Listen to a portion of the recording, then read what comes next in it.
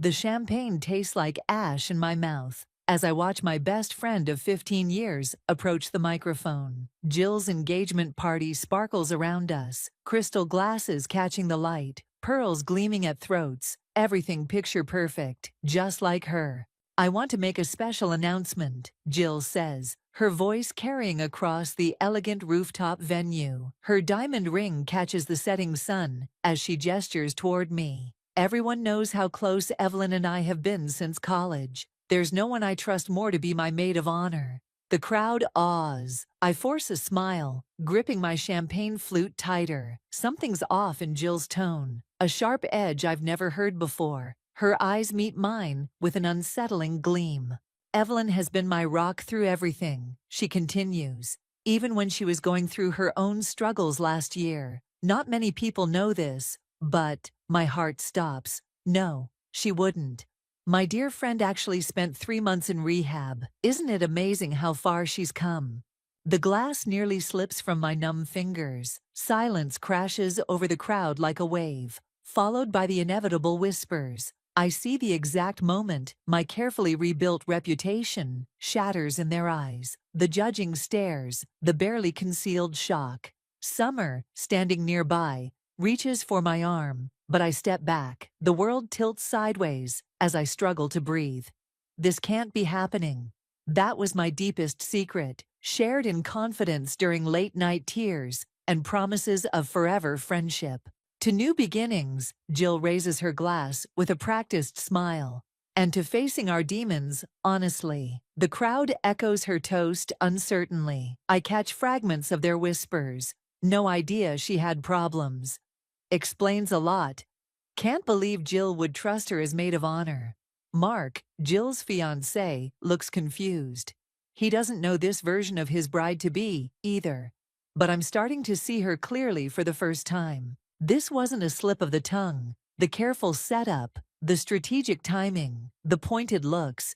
She orchestrated this humiliation. But why? What changed between us? "Evelyn." Summer's voice seems to come from far away. "Maybe we should get some air." I shake my head, forcing myself to stay upright, to keep the pleasant mask in place, even as acid burns through my chest. "I need another drink." Jill intercepts me at the bar, touching my arm like nothing happened. "You're not upset, are you? I just thought it was time to be honest with everyone. Secrets have a way of coming out eventually." The threat in her words is unmistakable. She knows something else, something that made her decide to destroy me tonight. I study her familiar face, searching for the friend I thought I knew. Instead, I see calculation in her eyes, satisfaction in the curve of her mouth. "You're right," I say carefully. "Secrets do have a way of surfacing. All of them." Her smile falters for just a second. Good. She's not the only one with ammunition. "Oh, honey, you should slow down," she says as I order another drink. "We wouldn't want you to relapse." The bartender's eyes widen. I feel the judgment radiating from him as he slides over my club soda, because of course, that's all I can order now. Jill has effectively branded me, turned me into someone who can't be trusted with even a glass of champagne. She walks away to rejoin her adoring crowd, leaving me alone with the ruins of my life. But as I watch her play the gracious hostess, a cold clarity settles over me. She chose this moment deliberately, when I was most vulnerable, in front of everyone who matters. She wanted to remind me of my lowest point while celebrating her highest. I take a slow sip of club soda, ice clicking against my teeth. Jill thinks she's won, that she's put me in my place. She doesn't realize she just gave me nothing left to lose. The party continues around me. Laughter, music, the clink of glasses. But underneath it all, I hear something else. The sound of a friendship shattering beyond repair. And in its jagged remains, I see the truth at last. This isn't just about tonight. This is about power. Who has it, who lost it, and what they'll do to keep it. Jill threw the first punch, but she forgot something crucial about me. I learned a lot in rehab, about hitting bottom, about rebuilding, about patience, and about revenge served ice cold. The night air hits my face like a slap, as I stumble onto the rooftop terrace. My hands shake as I grip the railing, the city lights blurring below through unshed tears. I won't cry. Not here. Not where she can see. I brought you water. Summer's voice is gentle behind me. And don't argue. You need it. I accept the glass without turning around. Summer leans against the railing beside me, her shoulder brushing mine in quiet solidarity. The party's muffled sounds drift through the glass doors, Jill's laugh carrying above the rest, as always. I should have seen it coming, I say finally. She's been different lately, distant. I thought it was just wedding stress. There's more going on than she's telling anyone. Summer hesitates. Mark came to me last week, asking questions about Jill's past relationships. He seemed worried. I turned to face her. What kind of questions? About someone named David, from her old firm. Summer's expression is carefully neutral. Mark found some old emails. The name hits me like lightning. David, Jill's married boss, from 3 years ago. The affair, she swore, was over. She told me she ended it, I whisper. She promised she had. Apparently not. Summer glances toward the party. Mark doesn't know the whole story yet, but he's getting suspicious. My mind races. This explains the sudden engagement announcement 2 months ago. The rushed wedding plans. Jill isn't just marrying Mark, she's using him as an escape route. The glass in my hand cracks under my grip. She destroyed my reputation to keep me quiet. Evelyn. Summer's tone carries a warning. She knew I was the only one who knew about David, so she discredited me before I could say anything. The pieces click into horrible place. If Mark starts asking questions, who's he going to believe? The stable, successful bride-to-be, or her unstable, addict friend? Don't do anything rash. Summer grabs my arm. You're better than... The terrace door slides open. Olivia steps out, her face flushed from champagne. There you are. Jill's looking for you both. It's time for the toast. I'll be right there, Summer says. She gives my arm a squeeze before following Olivia inside. I stay rooted to the spot, mind churning. Through the glass, I watch Jill holding court in her designer dress, Mark's arm around her waist. The perfect couple. But I see the tension in her shoulders now, the way her eyes keep darting to her phone. My own phone buzzes. A text from Leo, Jill's brother. Need to talk, not here. Tomorrow? I stare at the message, remembering how Leo has been oddly distant lately, avoiding his sister's calls. Does he know something too? The door slides open again. Hiding out here won't help, you know? Jill's voice makes my spine stiffen. I don't turn around. Enjoying your moment? Oh honey, don't be dramatic. She clicks across the terrace in her Louboutins. I did you a favor. Secrets are toxic. Just look what they did to you last time. Is that what you tell yourself about David? Her sharp intake of breath is deeply satisfying. That's ancient history. Is it? I finally face her. Does Mark know that? Be very careful, Evelyn. Her perfectly painted smile doesn't reach her eyes. You're not the only one with things to lose. You made that clear. I step closer, lowering my voice. But here's what you forgot. I was there for everything. The late-night calls, the secret meetings, the lies you told his wife. I kept your secrets because that's what friends do. Color drains from her face. You wouldn't. Wouldn't I? You just showed everyone exactly what kind of person I am. Maybe I should live up to the reputation. The terrace door slides open yet again. Mark appears, champagne in hand. There you are. Everything okay out here? Perfect, Jill chirps, mask sliding seamlessly back into place. Evelyn and I were just discussing wedding details. I meet her eyes one last time. Actually, we were talking about truth and consequences. I brush past them both, heart pounding. Inside, the party swirls on, oblivious to the undercurrents of betrayal and revenge now set in motion. My phone buzzes again, another text from Leo. I know what she did. I can help. Looking up, I catch my reflection in the window. I barely recognize myself, this harder, colder version, who's ready to tear down a decade of friendship. But Jill made her choice. Now it's time to make mine. I text Leo back, tomorrow, tell me everything. Morning light streams through my kitchen window, harsh and unforgiving. I haven't slept. The events of last night play on repeat in my mind as I stare at my untouched coffee, waiting for Leo's text. My phone buzzes. Not Leo, it's Valentine, my old counselor.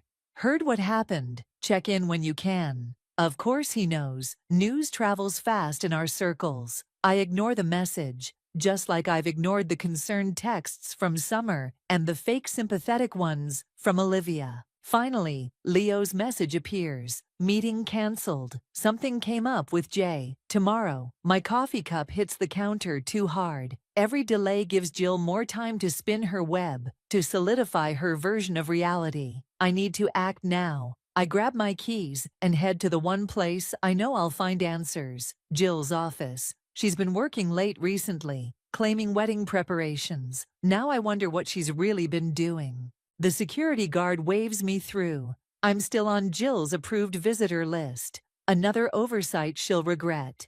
The elevator rides smoothly to the 14th floor, my stomach knotting with each ascending number.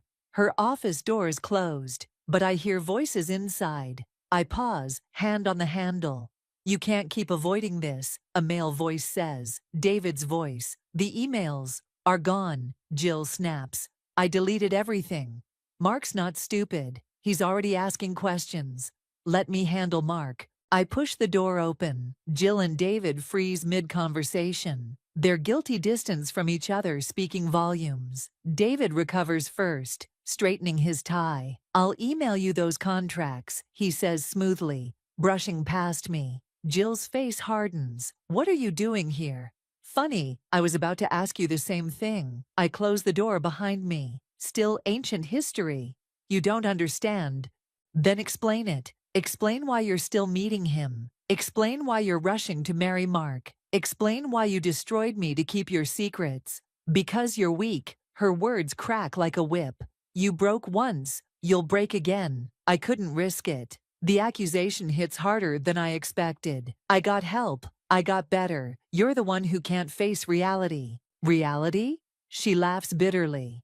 Reality is I built everything I have from nothing. I won't let anyone take it away. Not Mark, not David, and certainly not you. Jill? Bernie appears in the doorway, frowning. Everything okay? I heard raised voices. Fine, Jill says brightly. Evelyn was just leaving. Bernie's concerned look follows me out. I hear him ask Jill something about the Anderson account. As the door closes, my hands shake as I punch the elevator button. Bernie's appearance rattles me more than I want to admit. He was my supervisor when everything fell apart last year, when the pressure and pills finally caught up with me. He fought to keep me on, even after my mistakes nearly cost the firm a major client. Now he's watching me confront Jill, probably wondering if I'm spiraling again. My phone buzzes in my pocket. Leo. Sorry about today. Jay knows we're talking. Be careful. The warning comes too late. I've already shown my hand. Let Jill see how much I know. Rookie mistake. Summer calls as I reach my car. Bernie just texted me, said you seemed upset at the office. Wanna talk? I'm fine. The lie comes automatically. No, you're not. And that's okay. She pauses. But if you're planning what I think you're planning, remember, revenge won't fix what's broken inside you. This isn't about fixing me. I start the car, gripping the wheel too tight. It's about justice, is it? Or is it about proving you're not weak? I hang up, but her words follow me home. In my bathroom mirror, I study my reflection, searching for signs of the person I used to be. The one who needed pills to cope, who let ambition and anxiety drive her to the edge. My phone lights up with a text from Jill. Lunch tomorrow? We should talk. Below it, another message appears from Leo. Found something. Meeting tonight? I look at my reflection again. Jill thinks she knows me. The old me. The weak me. She doesn't realize that hitting bottom taught me more than just how to survive. It taught me how to fight. I text Leo back, "Tonight, no more delays." Then I text Jill, "Looking forward to lunch. We have so much to discuss." Let her think she can manipulate me again. This time, I'm ready. The coffee shop buzzes with evening traffic as I wait for Leo, watching steam rise from my untouched Americano. Every bell chime at the door makes me tense, expecting Jill instead of her brother. When Leo finally arrives, his usual confident stride is missing. He slides into the booth, checking over his shoulder before speaking. "She knows we're meeting," he says without preamble. "She called me this morning, asking what I'm planning. And I told her I was worried about her, which isn't a lie." He runs a hand through his disheveled hair. "There's something you need to see." He pulls out his phone, scrolling through emails. "David's wife contacted me last week. She's been gathering evidence of their affair, dates, hotel receipts, everything. But that's not the worst part." The screen shows a series of bank transfers, large ones. What am I looking at? Money moving between accounts. David's been helping Jill hide funds from the firm. From what I can tell, they've been cooking the books for months. My coffee grows cold as Leo explains. The affair was just the surface. Underneath lay a web of financial manipulation that made my stomach turn. Client funds redirected, records altered, all while Jill climbed the corporate ladder. Does Mark know any of this? Leo shakes his head. He suspects something's wrong, but not this. Jill's got him convinced she's just stressed about the wedding. And Bernie, the partners, clueless. Jill's too careful. He hesitates. "That's why she needed to discredit you. You were getting too close to the Anderson account." Memory hits like a physical blow. The numbers that didn't add up. The questions I'd started asking before my breakdown. Had Jill orchestrated that too? "She didn't just betray me," I whisper. "She used my addiction to cover her tracks." "Evelyn." Leo reaches across the table. "There's more. The night when things got bad, Jill knew you were struggling. She saw the signs, but said nothing." The world tilts sideways. I grip the table edge, bile rising in my throat. "She watched me fall apart. Because you were asking questions she couldn't answer." His voice softens. "I should have seen it sooner. I'm sorry." The bell chimes again. Summer walks in, freezing when she sees us. Leo tenses. "I should go," he says, sliding out of the booth. "Be careful who you trust with this, including me." Summer takes his vacant seat, her expression troubled. "Secret meetings now. It's not what you think, isn't it?" She leans forward. "I just got off the phone with Mark. He's worried about Jill, about how she's changing. He wanted to know if I'd noticed anything strange." "What did you tell him?" "Nothing, yet." She studies my face. "But I'm starting to think maybe I should." I push my cold coffee aside. "There are things you don't know." "Then tell me. Help me understand why you're willing to throw away 15 years of friendship." "Friendship?" I laugh harshly. "Friends don't watch each other drown. They don't use your worst moments against you. They don't—" My voice breaks. Summer's hand covers mine. "Talk to me, please." So I do. The words pour out. The financial discrepancies, the affair, Leo's revelations. Summer's face grows darker with each detail. "If this is true," she says finally, "we need to go to the partners, do this properly." "They won't believe me. Not after—" I gesture vaguely at myself. "That's exactly what Jill counted on. Then we'll find proof, the right way." Summer squeezes my hand. "Don't let her turn you into someone you're not." My phone buzzes. A text from Jill. "Still on for lunch tomorrow? We should discuss the Anderson account." A trap. She knows I've been digging. Another message appears from Mark. "Can we talk? Something's not right." Summer reads the messages over my shoulder. "Whatever you're planning, stop, please. This won't end well." But I'm already typing responses, setting pieces in motion. Because Summer's wrong. This ended the moment Jill decided to sacrifice me to save herself. "I have to go," I say, standing. "Don't tell Mark anything. Not yet. Evelyn, I know what I'm doing." But as I walk out into the night, Leo's warning echoes in my head. Be careful who you trust, including me. The game is bigger than I thought, with players whose motives I'm only beginning to understand. Tomorrow's lunch with Jill isn't just a confrontation, it's a test, one I can't afford to fail. I text Leo one last time. Need everything you have on the Anderson account. Now. No turning back. The charity gala swirls around me, a glittering facade that feels as fake as Jill's smile from across the room. She's been watching me all evening, pretending not to notice when I slip away to check my phone. Still nothing from Leo. He's gone silent since sending over the Anderson files this morning. The documents confirmed everything, and worse. Now I just need the right moment to use them. You look like you could use this. Mark appears beside me, offering a glass of sparkling water. His usual warmth seems strained. Can we talk? Somewhere private. I follow him to a quiet alcove, away from the crowd. He looks older somehow, worry lines creasing his forehead. Something's wrong with Jill, he says quietly. She's not sleeping, keeps having secret phone calls. I found hotel receipts. Mark, please. His voice cracks. I know you two are fighting, but you're her oldest friend. If something's going on, I need to know. The weight of the Anderson files on my phone feels suddenly heavier. One forward click, and his whole world implodes. Before I can respond, Olivia rushes over. There you are. Jill's about to make the donation announcement. The crowd gravitates toward the stage, where Jill stands at the microphone, radiant in designer blue. Tonight isn't just about raising money, she begins. It's about trust, about standing together when life gets difficult. Her eyes find mine in the crowd. Sometimes the people closest to us struggle, make mistakes, but true friendship means supporting each other through dark times. Right, Evelyn? Scattered applause. My champagne flute trembles. She's doing it again, weaponizing my past, but subtly this time, reminding everyone why they shouldn't trust me.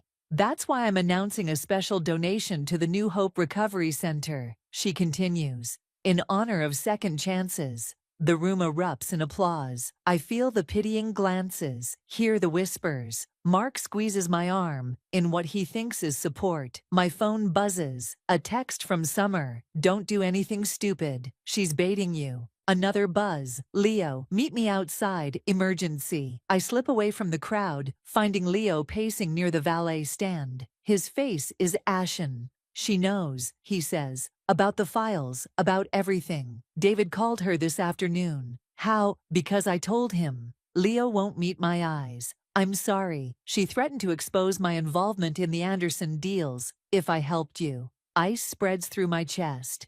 You were part of it? Not directly, but I knew. I looked the other way. He runs a shaking hand through his hair.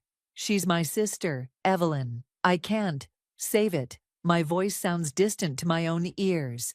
You used me. To what? Test her defenses. I wanted to help, but you're just like her, using people's weaknesses against them. The doors behind us swing open. Jill emerges, her smile triumphant.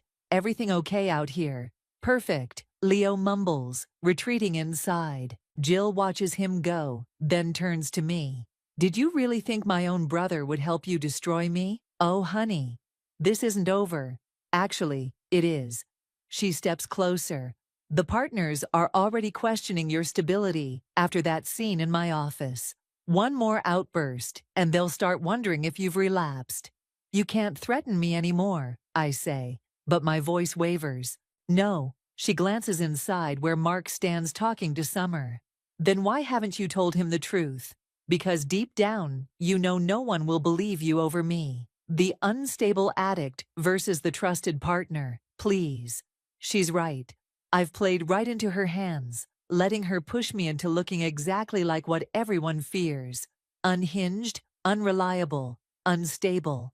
Face it, she continues softly. You've already lost. Walk away now, and maybe you can save what's left of your career. She turns to go, then pauses. Oh, and Evelyn, I really did miss you in rehab. All those nights you were gone, leaving me to handle the Anderson account alone? Such a shame. The pieces click into horrible place. The missing time. The altered records. She didn't just watch me fall. She made sure I couldn't catch myself. My phone buzzes one final time. A message from Valentine. You missed your check-in. Everything okay? I stare at the screen, remembering his words from rehab. Rock bottom looks different for everyone. Sometimes you have to hit it twice to learn. Looking up, I watch Jill rejoin the party, sliding seamlessly back into her perfect life. She thinks she's won. That I'll back down rather than risk everything again. She's wrong. I text Valentine back. Need your help.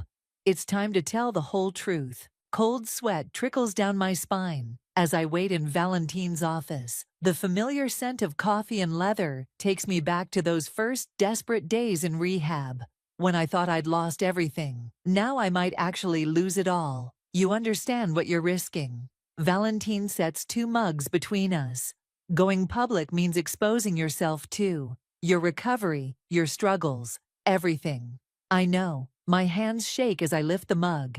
But keeping quiet is killing me. Tell me again, from the beginning. So I do. The whole ugly story spills out. Jill's manipulation, the Anderson account, how she used my addiction to cover her tracks. Valentine listens without judgment, taking notes. There's something you're not saying, he observes finally.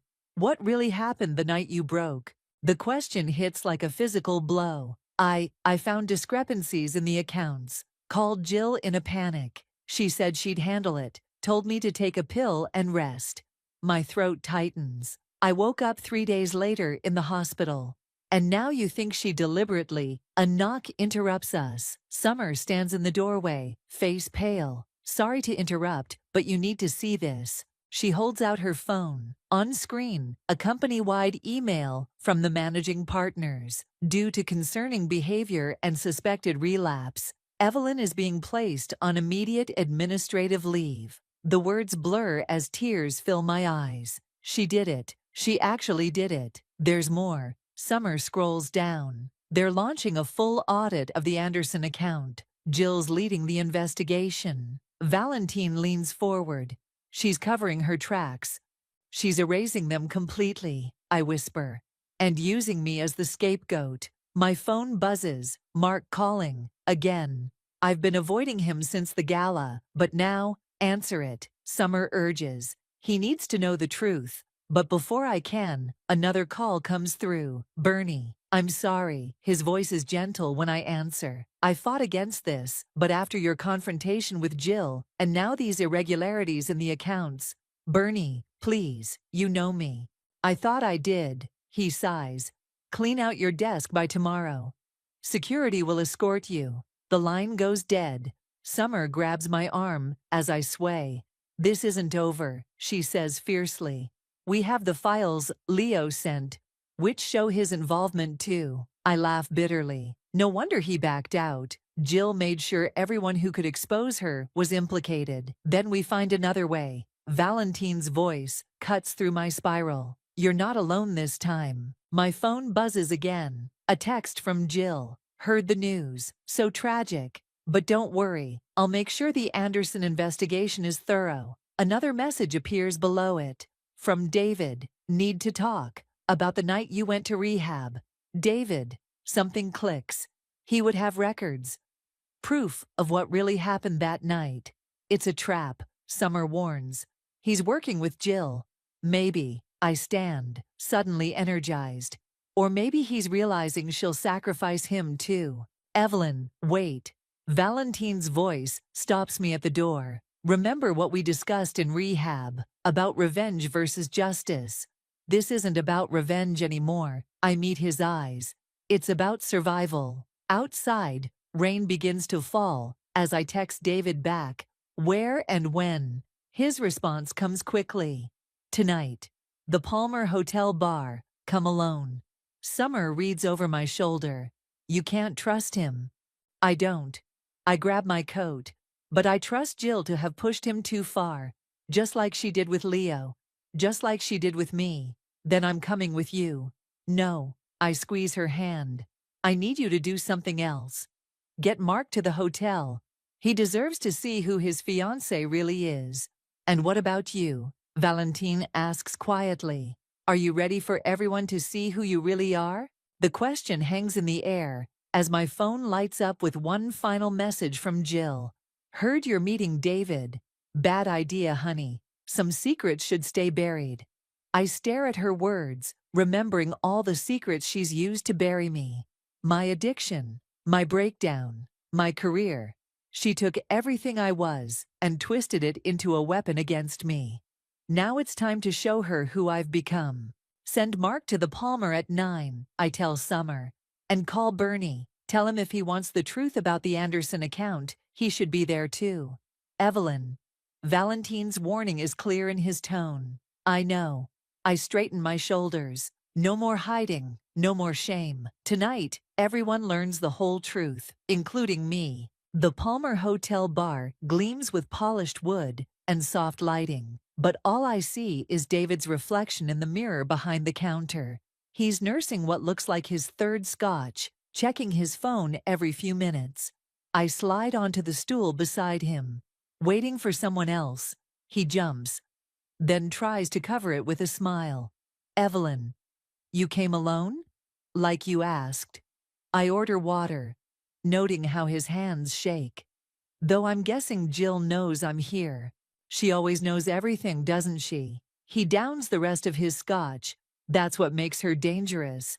Tell me about that night. My voice stays steady, despite my racing heart. The night I went to rehab.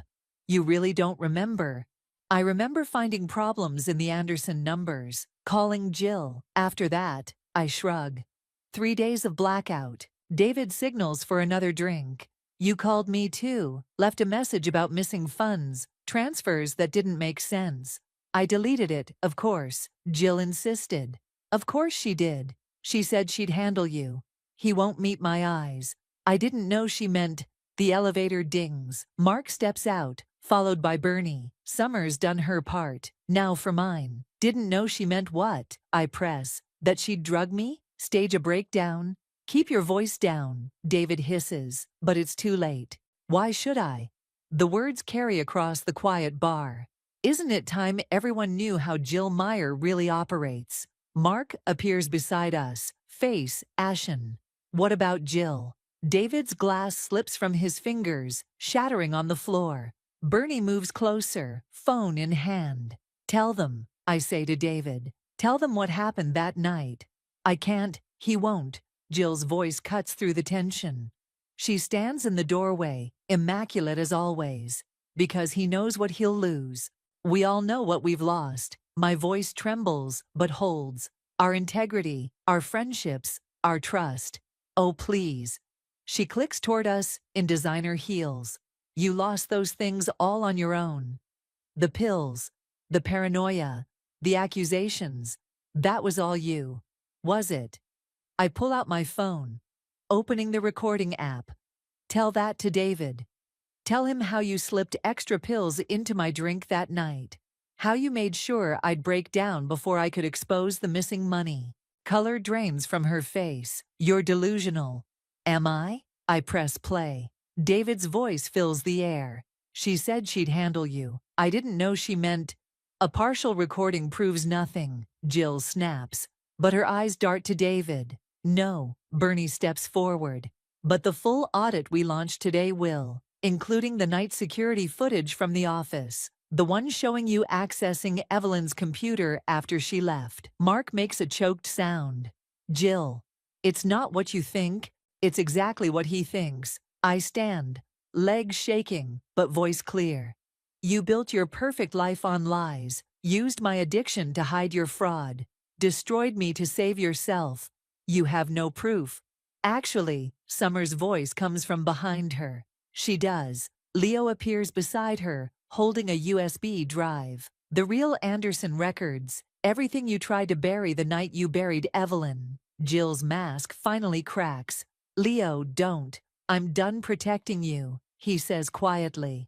We all are. She looks around wildly. At Mark's horror, Bernie's disappointment, David's guilt. The perfect life she built crumbling around her. You think this makes you strong? She snarls at me. You're still the same weak addict who couldn't handle the pressure, who needed pills to cope, who got help. I cut in. Who got better? Who learned that real strength isn't about pushing others down. It's about standing up again. This will ruin everything, she whispers. No, I step closer. You did that yourself. Every lie, every betrayal, every moment you chose power over friendship. And now everyone sees you clearly. Finally, the silence stretches, heavy with years of deception and pain. Then Bernie clears his throat. Security is waiting downstairs, he says, and the SEC will have questions about those records. Mark, Jill reaches for him, but he steps back. Don't. His voice breaks. Just don't. As security leads her away, I catch her final glance. Not anger or hatred, but something worse. Recognition. She sees me now, truly sees me, and knows she underestimated who I'd become. Summer squeezes my hand. You okay? I watch Jill disappear into the elevator, taking our shared history with her. 15 years of friendship, destroyed by her choices and rebuilt by mine. No, I answer honestly, but I will be, because sometimes rock bottom teaches you who you really are, and sometimes it shows you who others really were all along. Sunlight filters through broken blinds in my office as I pack the last of my things, not because I have to. Bernie offered my job back after the SEC investigation cleared me, but some spaces hold too many ghosts. A knock at the door makes me turn. Mark stands there, looking older but somehow lighter. I heard you're leaving, he says, stepping inside. Starting your own consulting firm? Something like that. I fold another box closed. How are you holding up? Better. He picks up a framed photo from my desk. Jill and me at graduation, arms linked, futures bright. The DA offered her a deal this morning. She's taking it. Good. The word comes out harder than intended. She asked about you, wanted to know if you'd visit. I pause, hands full of tangled computer cables. What did you tell her? That she lost that right. He sets the photo face down. I keep thinking about all the signs I missed, or chose not to see. We all did. I resume packing, trying to ignore the ache in my chest. Sometimes it's easier to believe the lie. Another knock. Summer appears with Leo, carrying coffee and bagels. Thought you could use breakfast, and help, and advice. Leo adds quietly. About the Anderson clients. I study him carefully. After everything came out, Leo had been the one to approach the SEC voluntarily, trading immunity for evidence. Like me, he's rebuilding from the wreckage of Jill's choices. They trust you, he continues. Most are willing to follow you to your new firm. Why? The question slips out before I can stop it. After everything that happened. Because you told the truth, Mark says simply, even when it cost you everything. Summer starts unpacking my photos, pausing at one of Valentine and me after my rehab graduation. Speaking of truth, he's waiting downstairs, says you're late for coffee. Weekly check-ins, I explain to Mark's questioning look. Some habits are worth keeping. And some people, Summer adds pointedly, she's right. Through everything. The investigation, the media circus, the long nights of doubt, these people chose to stay. Not despite knowing my whole truth, but because of it. A final knock. Bernie enters, holding a folder. The partnership agreement, he says, holding it out. If you're still interested. I stare at the folder. Inside is an offer to head a new compliance division, built on the ashes of Jill's deception. I can't, I say softly. This place needs someone who understands both sides of power, he finishes. Who knows how easy it is to fall, and how hard it is to get back up. And who knows she doesn't have to do it alone, Summer adds. I look around at these people. Mark, with his hard-won wisdom. Leo learning to choose right over easy. Summer's unflinching loyalty. Bernie's belief in second chances. Even Valentine waiting downstairs. Proof that rock bottom doesn't have to be the end of the story. My phone buzzes. A text from Jill's number makes my heart stutter. I'm sorry for everything. Below it, 3 words I never expected. You were stronger. Evelyn. Bernie still holds out the folder. What do you say? I take one last look at my packed boxes, at the life I thought I needed to leave behind. But maybe moving forward doesn't always mean moving away. Sometimes it means standing your ground, building something new in the spaces where lies once lived. Sometimes it means choosing to stay, not because you're trapped by the past, but because you're finally free of it. I reach for the folder. I say we have work to do. Summer grins, already unpacking my boxes. Leo pulls out his phone to call the clients. Mark squeezes my shoulder as he leaves, taking the face-down photo with him, a gift or maybe a release. Bernie just nods, understanding what this moment costs, what it's worth. I move to the window, pressing my palm against the glass. Somewhere in a courthouse downtown, Jill faces the consequences of her choices. But here, in this sunlit office, I face the reward of mine. The truth didn't just set me free. It showed me who I was all along. Not the person Jill tried to break, but the one strong enough to break free. And this time, when I look at my reflection, I recognize myself completely.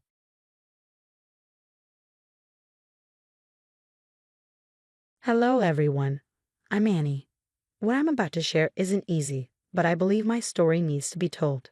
3 months ago, I was 8 months pregnant, working as a pediatric physical therapist in Boston.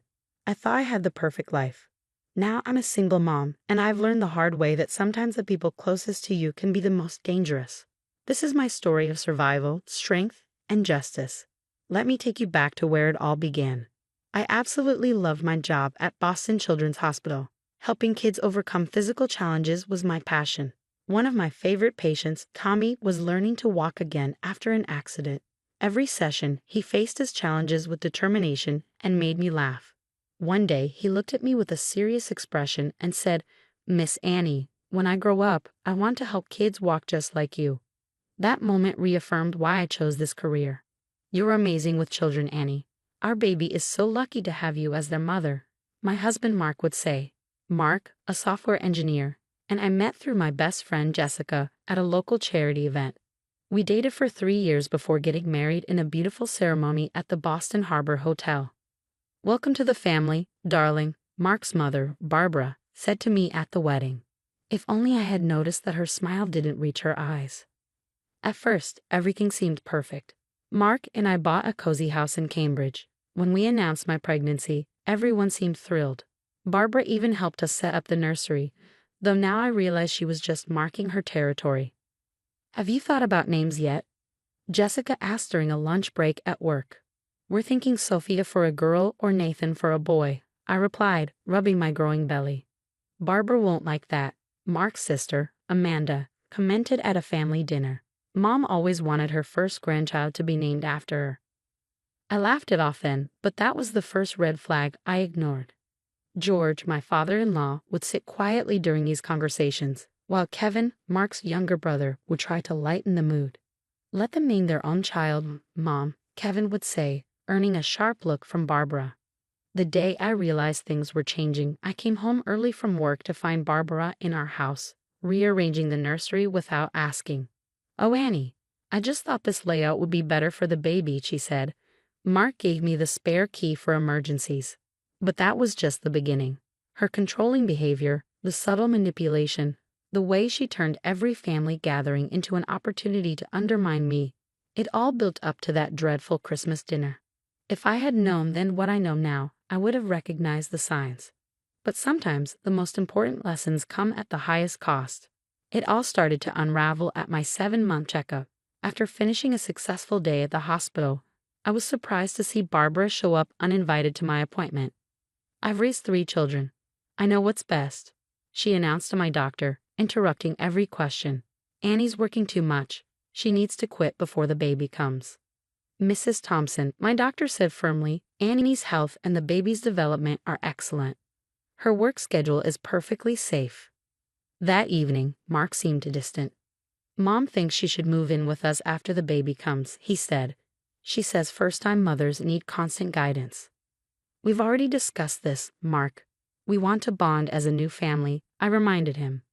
The next week, I discovered Barbara had joined my online pregnancy support group under a fake name. She was posting that I was unfit to be a mother because I planned to keep working after giving birth. "Did you see what your mother posted?" I showed Mark the messages. "She's just worried about the baby," he said dismissively. "You're being too sensitive. It's probably the hormones." His words cut deeper than Barbara's actions. Things escalated at my baby shower. Jessica had organized a beautiful celebration at her Beacon Hill home. Barbara and Amanda arrived 3 hours early to Jessica's carefully planned baby shower. Before I could even greet them, Barbara declared, "The theme is all wrong, and these guest favors? So tacky." They took over, rearranging everything without asking. I could see the frustration in Jessica's eyes, but she tried to stay composed for my sake. Later, during the party, Jessica pulled me aside. "Annie, something's not right. I overheard Barbara telling people you're planning to hire a full-time nanny and abandon your baby for work." I felt my blood boil. The next day, I went straight to Barbara's Back Bay apartment. "Why are you spreading lies about me?" I demanded. "I'm protecting my grandchild," she said, her voice calm but icy. "Mark agrees. You're making poor choices." That's when I noticed it. My personal pregnancy journal, the one that had gone missing from our house, was sitting on her coffee table.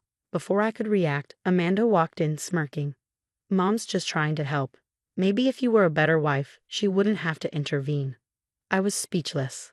The final straw came when I discovered Barbara had canceled my delivery room registration at Massachusetts General Hospital and registered me at a hospital near her home, listing herself as my primary contact. "Mark, your mother canceled my hospital registration." I confronted him that night. "She found a better hospital. The doctors there know our family," he replied, as if it were nothing. "It's an hour away from our house. I want to deliver at Mass General." "Stop fighting Mom on everything," he snapped. "She knows best." Desperate, I called Kevin. "I don't know what to do. Mark's not listening. Barbara's controlling everything." "She's always been controlling," Kevin said, his voice tense. "But this is different. She's obsessed." "Be careful, Annie." Jessica helped me reinstate my Mass General registration and urged me to document everything. "Something feels very wrong," she warned. As Christmas approached, the tension only grew. Barbara insisted on hosting dinner, claiming our tiny Cambridge house wasn't suitable. She'd invited extended family I'd never met, saying they needed to evaluate my parenting potential. When Mark and I arrived early to help with dinner preparations, I overheard Barbara and Amanda in the kitchen. "We need to show everyone what she's really like," Barbara whispered. "By the time this dinner's over, Mark will see he needs to make a choice, his real family or her." I didn't realize then how far they were willing to go. The Christmas dinner from hell began with Barbara playing the perfect hostess. The Thompson family mansion in Brookline was immaculate, the tables set with expensive china. Kevin had set up his new camera to capture memories, a decision that would prove vital. "Annie, you're sitting at the far end," Barbara instructed, separating me from Mark. "Mark needs to sit by his mother, of course." Throughout dinner, Barbara made pointed remarks. "I can't believe some mothers choose work over their children," she announced. I stayed quiet, rubbing my belly soothingly as the baby kicked, sensing my distress. Then Barbara upped her game. "Did you know any plans to put the baby in daycare at 3 months?" she said, her voice dripping with Fox concern. "That's not true," I said, my voice steady but firm. "We've hired a part-time nanny for when I return to work part-time." See how she contradicts everything. Barbara huffed, always fighting family traditions. Mark stared at his plate, saying nothing. I caught Kevin's concerned glance as he adjusted his camera. When I excused myself to use the bathroom, Barbara followed, Amanda trailing behind with her phone out, ready to record. "You're ruining this family," Barbara hissed. "My son deserves better." "I'm done with your games," I said, trying to move past her. Then it happened. Barbara's face twisted with rage. She lunged at me, shoving my stomach with both hands. I stumbled back, hitting a wall. Pain exploded through me, and I doubled over, clutching my belly. "Mom," Kevin shouted, running toward us. She attacked me. Barbara screamed, but Kevin's camera had caught everything. "Mark?" I gasped through the pain. She pushed me. "Mom wouldn't do that," Mark said, his voice uncertain. "You probably just lost your balance." Kevin stepped in. I'm calling 911. I have it all on video. The next hours were a blur of ambulance lights and hospital rooms. At Mass General, the doctors ran tests while Kevin showed the police his footage. Your baby is stable, the doctor finally said, but you're having contractions. We need to monitor you overnight. Jessica arrived with my hospital bag. You're not going back there, she insisted. You're staying with me. Later that night, Kevin brought his laptop to my hospital room. You need to see this, he said. He had years of family videos. In every frame, Barbara's manipulation was evident. Previous girlfriends of Mark's being subtly pushed away, stage accidents, and Amanda's role in creating chaos. Mark needs to see this, I said, my voice trembling. When Mark finally visited me in the hospital, his first words were, "Mom's really upset. She says the stress made her dizzy. She didn't mean to bump into you." That was the moment I knew the man I married would never be strong enough to stand up to his mother. As I lay there, listening to the rhythmic beat of our baby's heart on the monitor, I made my decision. I would protect my child, even if it meant doing it alone. What I didn't know then was that Kevin had already set something much bigger in motion. 2 weeks after the Christmas dinner incident, my beautiful daughter, Lily, was born at Massachusetts General Hospital. Jessica and Kevin were by my side, offering unwavering support, while Mark lingered in the hallway, still torn between his mother and his child. The next day, I filed for divorce and requested full custody of Lily. The video evidence of Barbara's assault made the legal proceedings swift and decisive, but it was only the beginning of the unraveling. "Annie, there's something you need to know," Kevin said one evening at Jessica's house, where I had been staying. His expression was grim. "I've been looking into Mom's charity foundation. The numbers don't add up." It turned out the prestigious Thompson Family Foundation, which Barbara claimed supported underprivileged children, was a front. For years, she and Amanda had been embezzling donations, using the funds to sustain their lavish lifestyle. Barbara wasn't done with me yet. She tried contacting my hospital administration, claiming I was unfit to work with children. Her plan backfired spectacularly when my colleagues presented years of stellar evaluations and heartfelt patient testimonials. "Mrs. Thompson," my supervisor said in a recorded call, "we have documentation of your prior attempts to undermine other healthcare workers. This stops now." Meanwhile, the investigation into the foundation exposed more than just financial fraud. Amanda had been falsifying corporate records at her investment firm, using the charity to hide illegal transactions. When the SEC got involved, the entire scheme crumbled. Barbara's interference even reached Mark's workplace. In a desperate attempt to prove I was controlling him, she spread rumors about his mental state. Instead, her meddling led to his project being reassigned, effectively ending his career advancement. As their carefully constructed facade collapsed, I focused on healing and building a future for Lily and me. With support from Jessica and an incredible network of friends, I opened my own pediatric therapy center in Cambridge. Our mission: to provide genuine support to children from low-income families, the kind of support Barbara's foundation only pretended to offer. One morning, Kevin sent me a news clip. Barbara and Amanda were facing federal charges for fraud and financial crimes. Their once impenetrable social circle had evaporated as more victims came forward. Daughters-in-law, charity donors, business associates, each with their own story of betrayal. Today, Lily turns 5. We're celebrating at our center's new playground, built with the help of legitimate local charities. She's twirling in a princess dress, proudly showing her friends how to use the adaptive play equipment we designed for children with diverse abilities. As I watch her, I reflect on how far we've come. If you've ever dealt with a toxic family member, what would you have done differently? Would you confront them immediately, involve your spouse, or quietly gather more evidence? Sharing our stories helps others recognize red flags before situations escalate. If this story resonated with you, please like and subscribe. Together we can build a community of support where we learn to stand up to manipulation and reclaim our strength. Stay strong, and don't forget to turn on notifications for our next video on overcoming toxic relationships.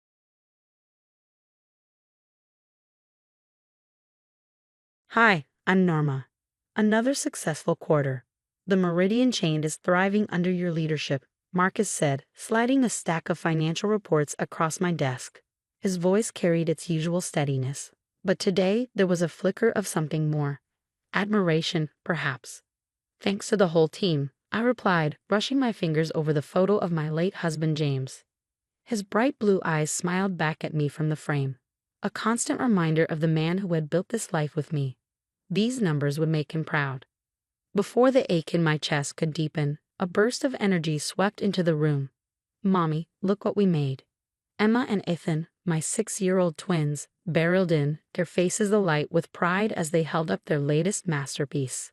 Their father's bright blue eyes sparkled back at me through theirs. "They're beautiful sweethearts," I said warmly. "Why don't you show them to Aunt Bella? She's in the conference room."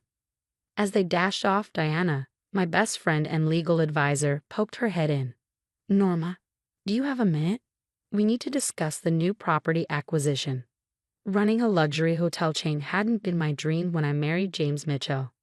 His father had built the Meridian Empire from the ground up, and after James's tragic car accident 2 years ago, I found myself thrust into the role of co-owner alongside my sister-in-law, Isabella, Bella to everyone. "The board meeting's about to start," Bella announced, striding into the room with her husband Robert. She set down a folder, her polished smile hiding something sharper. "I've made some adjustments to your proposal." "What adjustments?" "We agreed on the terms yesterday. I think we should reconsider the expansion into Miami. The numbers don't add up." There it was again, another subtle dig. Bella had been my rock after James's death, helping with the twins and guiding me through the business. But recently, there was a shift, a tension between us. "The Miami project stays on the agenda," I said firmly. "The board already approved the initial assessment." Bella's smile tightened. "Fine. By the way, I've reassigned some of your key staff to the Chicago property." Without consulting me, my voice sharpened. "I'm the CEO, Bella. Those decisions need my approval." "Just trying to help, dear. You've seemed overwhelmed lately, with the twins and everything." Robert shot me an apologetic glance, his eyes filled with a silent warning. He'd been doing that a lot lately, like he knew something wasn't right. That evening, as I watched Emma and Ethan play in our penthouse apartment above the flagship hotel, an unsettling thought gnawed at me. The Meridian legacy was James's gift to our children, and I had to protect it. Yet I couldn't shake the feeling that Bella wanted more, much more. "Mommy, when is Aunt Bella coming to play with us again?" Emma asked, her innocent question piercing through my thoughts. "Soon, sweetheart. Very soon." If only I had known what those words would come to mean. A brewing storm. The next morning, Marcus stormed into my office, his usually calm demeanor shattered. "Norma, we need to talk now." He clutched a stack of papers, his face pale. "These numbers don't make sense. Look at these transfers from our main accounts." I scanned the documents, my stomach twisting. Millions of dollars were missing, siphoned through a labyrinth of shell companies. "All these accounts are under Bella's oversight," I whispered, my voice hollow.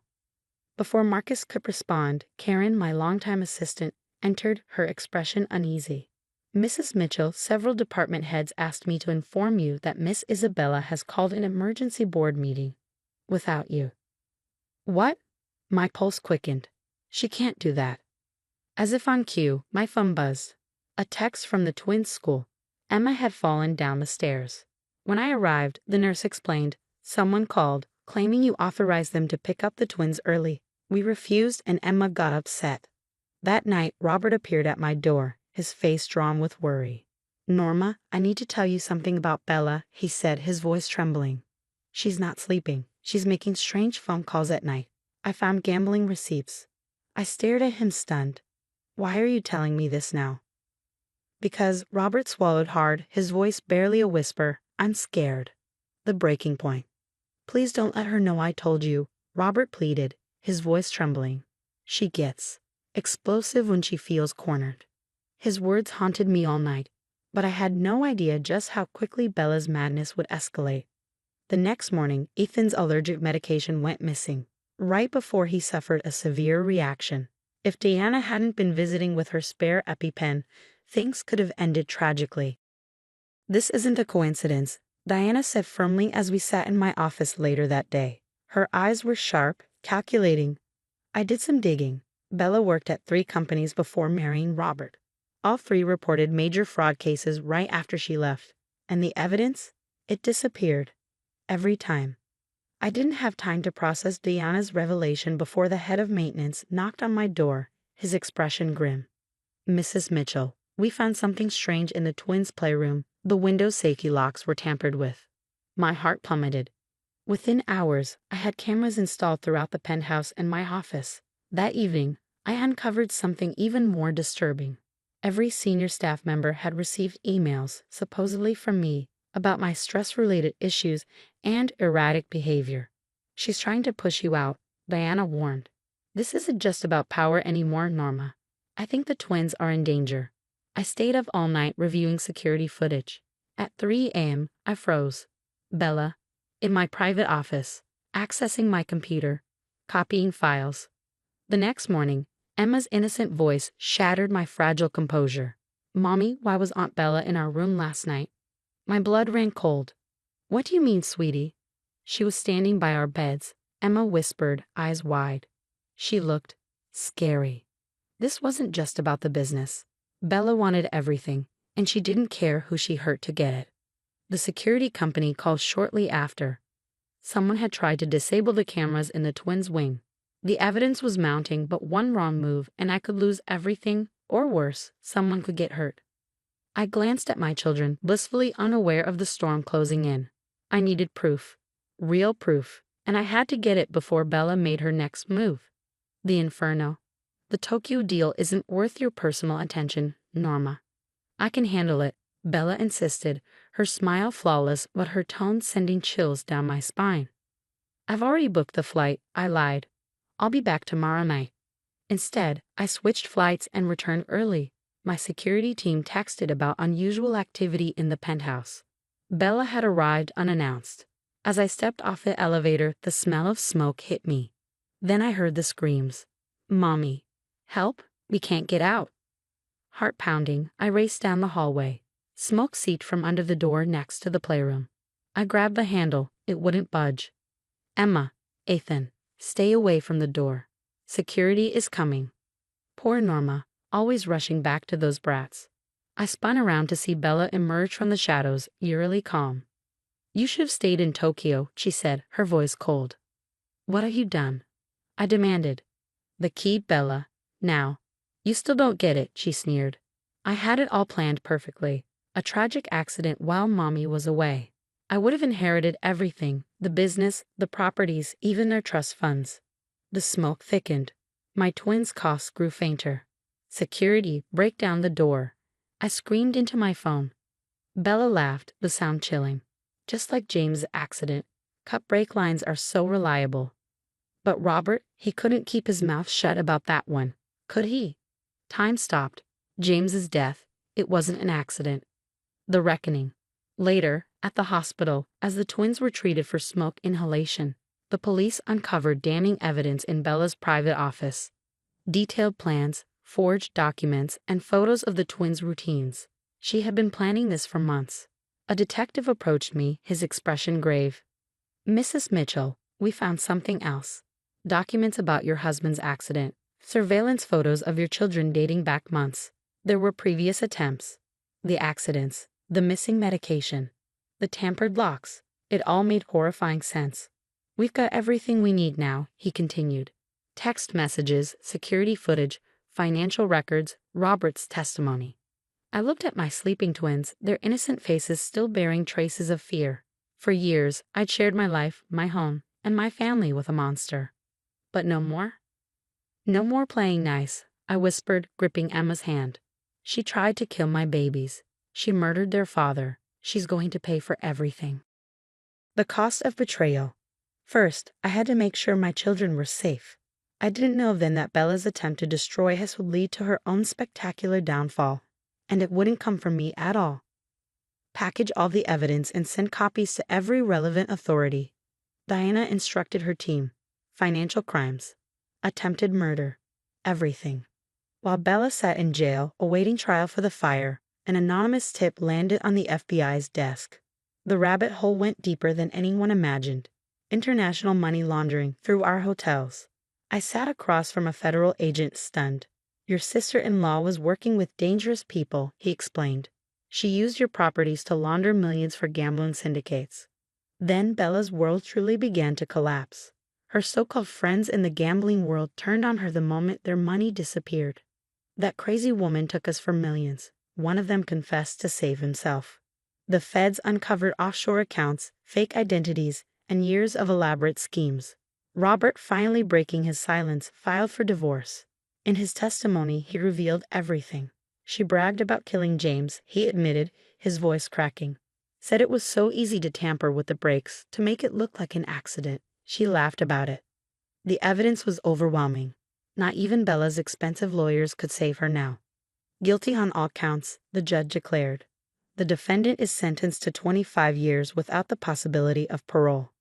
I watched as Bella was led away in handcuffs, her once polished designer image reduced to prison orange. She screamed obscenities, blaming everyone but herself. The aftermath. 5 years passed quickly.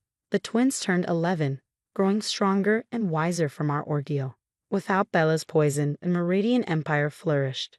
We opened 3 new properties, including a resort in Tokyo. Ironically, the place Bella had tried to send me that fatal day. Last week, I received a letter from her prison chaplain. Bella was begging for forgiveness, claiming she had changed. I didn't need to read past the first line. I tore it up and tossed it away. "Mrs. Mitchell, your next appointment is here," my assistant called. I smiled at Emma and Ethan. "Come on, kids, time for your first real board meeting." As we walked into the conference room where Bella once plotted against us, I saw my children's excited faces. They were alive, safe, thriving. James would be proud. The empire he built wasn't just surviving, it was growing. And his killer? She was rotting in prison, forgotten by everyone who once feared her. That's the thing about karma. It always collects its debts. Sometimes you just have to be patient and let toxic people destroy themselves. I turned to my twins, ready to learn the family business. "Ready, Mom? We'll make it even better than before." And we did. That's what real family does. We build each other up, not tear each other down. Bella learned that lesson the hard way, from behind bars. But what would you do if someone you completely trusted, someone who helped you through your grief and played a loving onto your children, was secretly plotting to murder your family? Could you ever forgive them? Even years later, when they beg for forgiveness from prison.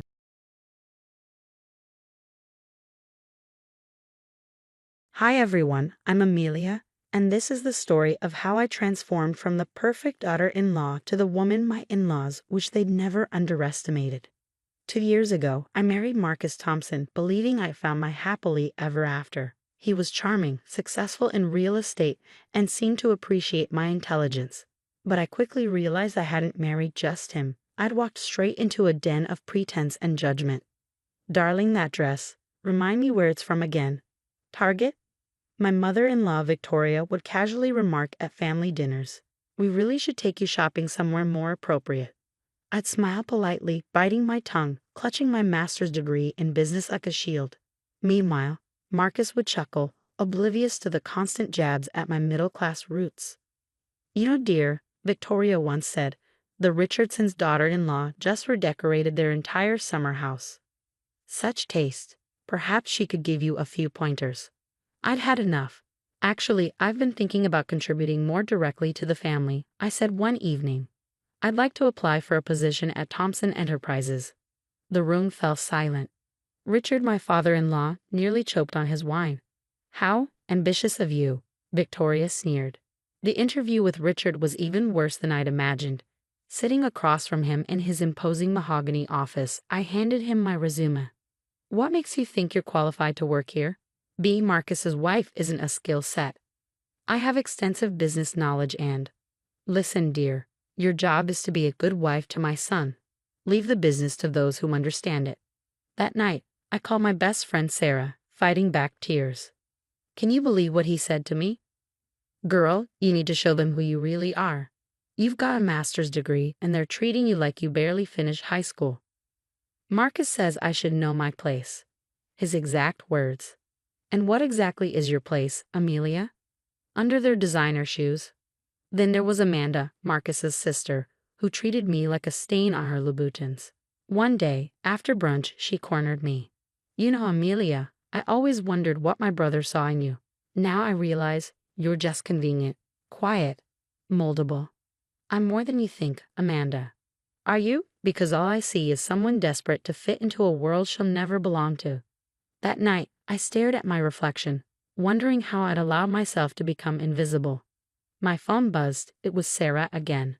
"You're not going to believe this," she said. "Remember that business show I'm producing? We need someone with your expertise." I glanced at my forgotten degree, then at the photo of my perfect life with the Thompsons. "Let me think about it," I said, not knowing this would be the first step in changing everything. I never meant to find those documents. I was just organizing Marcus's home office when a file labeled offshore holdings caught my eye. The numbers didn't add up.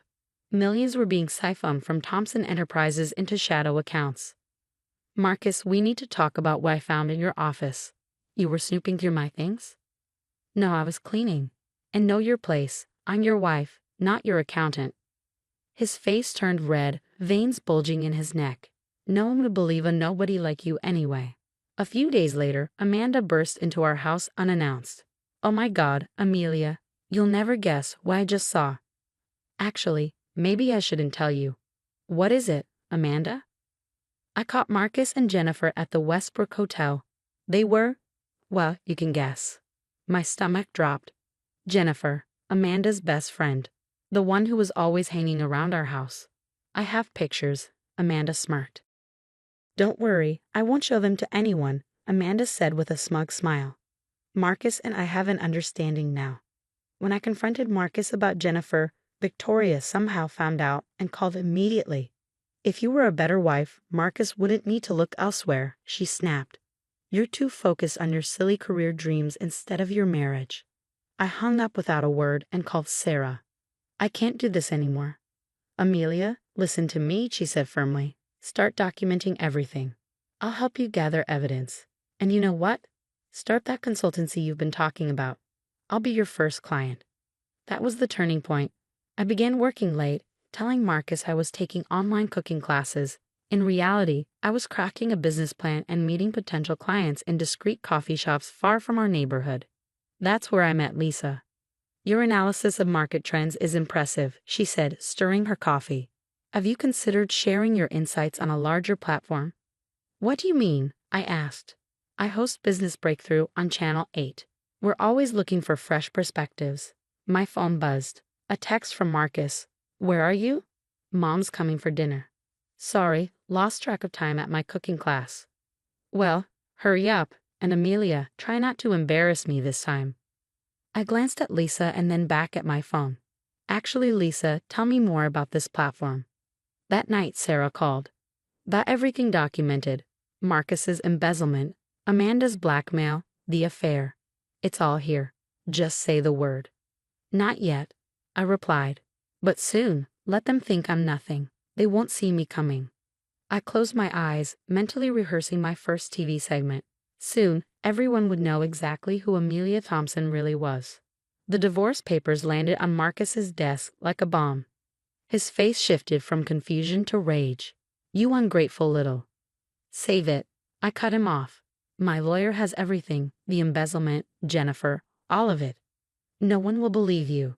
You're nothing without me." An hour later, Victoria's screech echoed through my phone.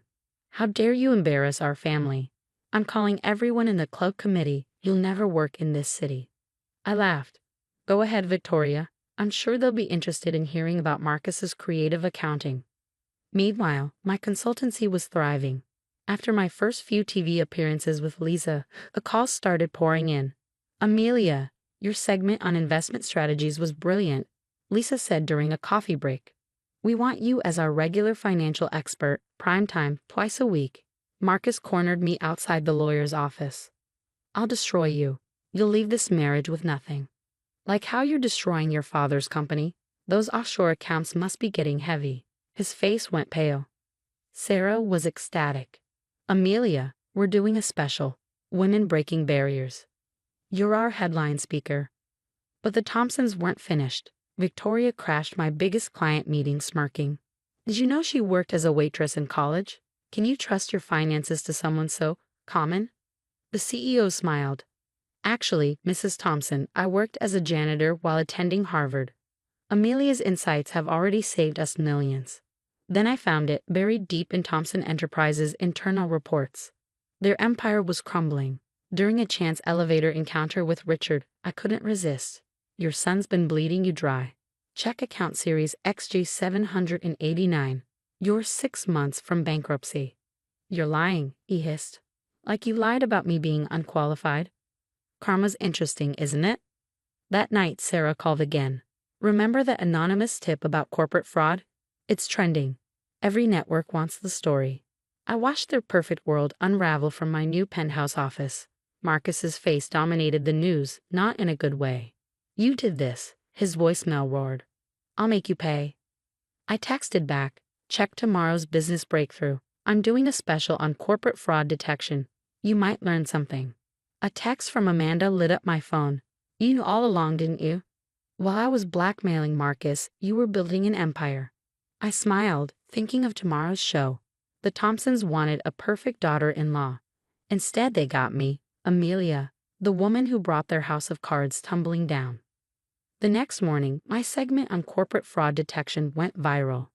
The irony wasn't lost on anyone when federal agents stormed Thomson Enterprises.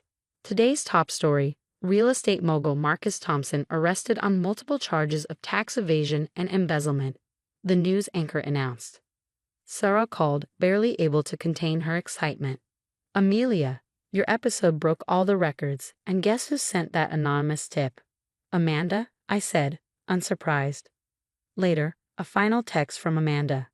I know it's too late, but I'm sorry. I sent everything I had to the feds. The pictures of Marcus and Jennifer, just the beginning.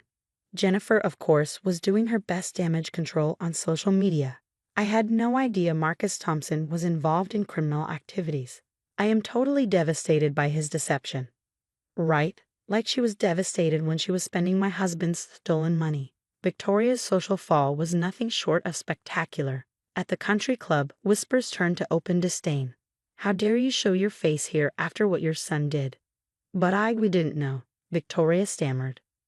Really? Your daughter-in-law tried to warn you. You know, the one you said wasn't good enough. Meanwhile, my phone wouldn't stop ringing. International clients, speaking requests, book deals. Sarah was handling the overflow. London wants you for a financial crime symposium. Tokyo's offering a consulting contract. Oh, and Richard's been trying to reach you. I saw Richard waiting in my office lobby, looking decades older, his arrogance replaced by desperation. Amelia, please, we need your help. Your expertise could save what's left of the company. Like when I offered my expertise during that job interview. I was wrong. We were all wrong about you. Name your price. My price? I leaned in. How about the satisfaction of saying no? That's worth more than any consulting fee. Marcus called from jail. Baby, I've changed. I'll make it up to you. We can start fresh. Sorry, Marcus. I'm too busy being just a housewife to take your call. The business news couldn't get enough. Rising star Amelia Mitchell's consultancy expands to 3 continents. Meanwhile, Marcus faced 20 years behind bars. Victoria made one last attempt, cornering me at a charity gala. We're still family. You can't just walk away. Family? I smiled coldly. You made it clear I was never family. I was just the help who married above her station. Remember? Sarah watched as Victoria slinked away. Amelia, you realize you're living every wronged woman's dream. I glanced around at the respect, the success, the vindication. No, Sarah, I'm living my dream. The one they said I didn't deserve. Later that night, a package arrived. Amanda had sent it, my old nameplate from the Thompson house, the one that read the perfect daughter-in-law. Attached was a note. You were never meant to be perfect for them. You were meant to be perfect at being you. I placed the nameplate on my desk, right next to my latest achievement award. A reminder that the best revenge isn't just success. It's succeeding as yourself, especially when others insisted you should be somebody else. The final stroke of karma. Thomson Enterprises' remaining assets were auctioned off. The buyer, my consulting firm. Not because I wanted their business, but because now, every time they see that old company building, they'll see my name on it. And me? I'm just getting started. After all, they always said I needed to learn my place. Well, I found it, right at the top. What would you have done in my shoes? Exposed the fraud immediately, or played the long game? building an empire while they underestimated you. Sometimes, patience and strategy are more powerful than instant revenge. Drop your thoughts in the comments.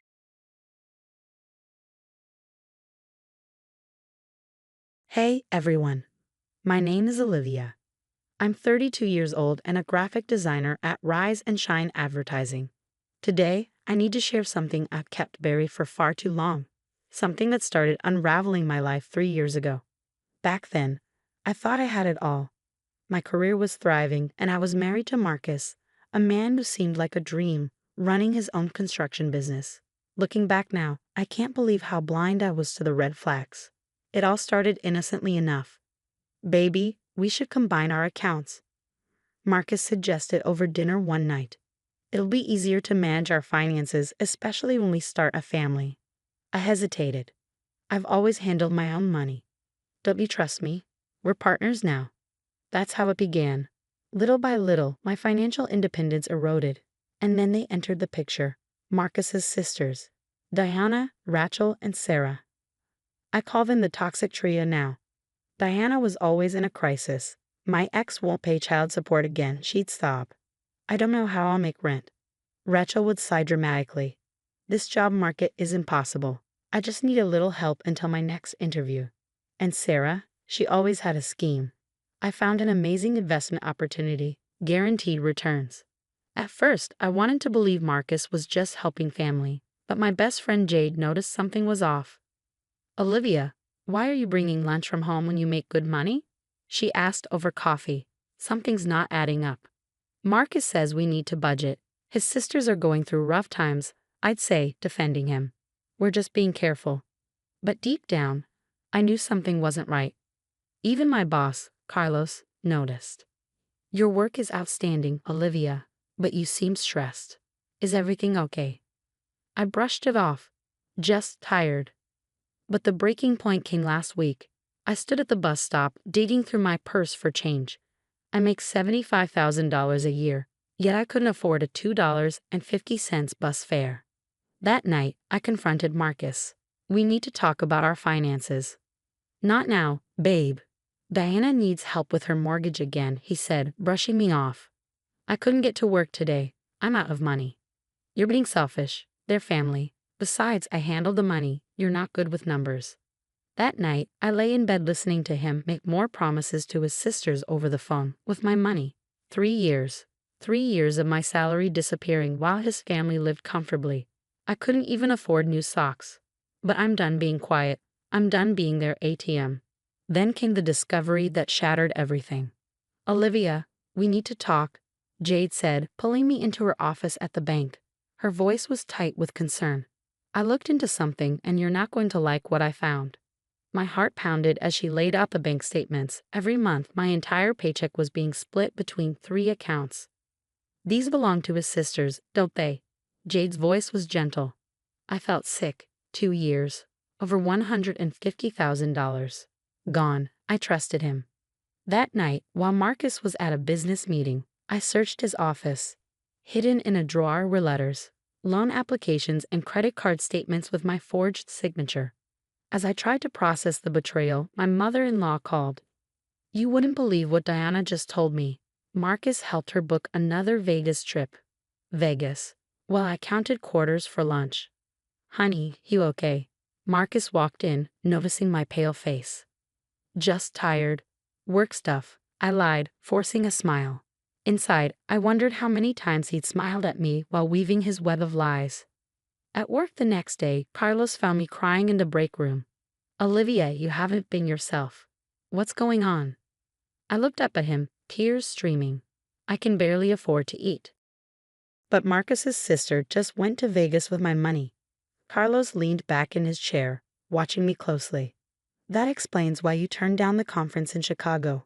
Listen, we're expanding the remote team. Better pay, full benefits. Think about it. Later that week, I met Rosa, Marcus's ex-wife, at a small diner. I had to know more. I was hoping you'd reach out eventually, she said, stirring her coffee. Let me guess. The sisters? I nodded, heart pounding. You too, huh? Those parasites drained my accounts dry. But Marcus, he's the mastermind. The sisters? They're just as clever. He did the same thing to me, forged signatures, secret loans, the whole circus. How did you find out? I asked, my voice barely above a whisper. The same way you are now. Piece by piece until the whole ugly puzzle comes together. As if on cue, my phone buzzed. A text from Sarah. Hey sis, need a small favor. Got this amazing crypto opportunity. I took a deep breath. How much this time? Just $5,000. Guarantee returns. Marcus said you just got a bonus. That night, I overheard Marcus on the phone. Yeah, I transferred Olivia's bonus to you. No, she doesn't know. Just keep quiet about the business loans. What do you mean the contractor's threatening to sue? I'll handle it. I pretended to be asleep when he came to bed, my mind racing. The next morning, I started recording everything. Every phone call, every conversation, every loan request. Your business partner called about the missing payments I mentioned casually over dinner. Marcus's fork froze mid-air. Don't worry about that. The business is fine. But his eyes told a different story. And Diana's Vegas trip. Oh, she won some contest. More lies. I knew then that this went far beyond my missing salary. I needed to find out just how deep this rabbit hole went. I began keeping a detailed log, dates, amounts, conversations. Each entry was another nail in the coffin of my marriage. The picture it painted was worse than I imagined, but for the first time in years, I felt something besides helpless. I felt dangerous. Jade was relentless in her support. You need a new bank account like yesterday, she said, sliding paperwork across her desk. One he doesn't know about at a different bank. But I have no money saved. How am I supposed to rent a place? First things first. Every journey starts with small steps. She leaned forward, determined. I've got an emergency fund with your name on it. Pay me back when you're settled. Jade, I can't. You can, and you will. That's what best friends do. Besides, I want front row seats when karma hits your dear husband. Over the next few weeks, I became a ghost in my own life. Every lunch break was a mission. Monday, secured a P.O. box. Tuesday, copied all the forged documents. Wednesday, apartment hunting. It felt impossible, until Carlos called me into his office. About that remote position. It starts whenever you're ready. Double your current salary. I nearly cried. That's incredible, but I still need to figure out where to live. Carlos smiled. Actually, my sister Maria owns several apartment buildings. I told her about your situation. Carlos, I can't afford. First month's free. Security deposit in installments. Rent straight from your new salary. She helps women in situations like yours. It's a third-floor unit in a safe neighborhood, security system included. Perfect for starting over. The universe was finally conspiring in my favor. Back home, the circus continued. Rachel sobbed on my couch. Olivia, please, I just need $2,000 for my car payment. Didn't Marcus give you money last week? I asked, keeping my voice calm. She hesitated. Well, yes, but... The panic in her eyes told me everything. I excused myself, pretending to take a work call, but really I was recording every word. That evening, the kitchen turned into a confession booth. Marcus, the bank's asking questions. Sarah snapped. We need to move the investment money somewhere else. Keep your voice down. Olivia might hear. Who cares? She's too busy working her little design job. Diana laughed. That little job is funding your entire lifestyle.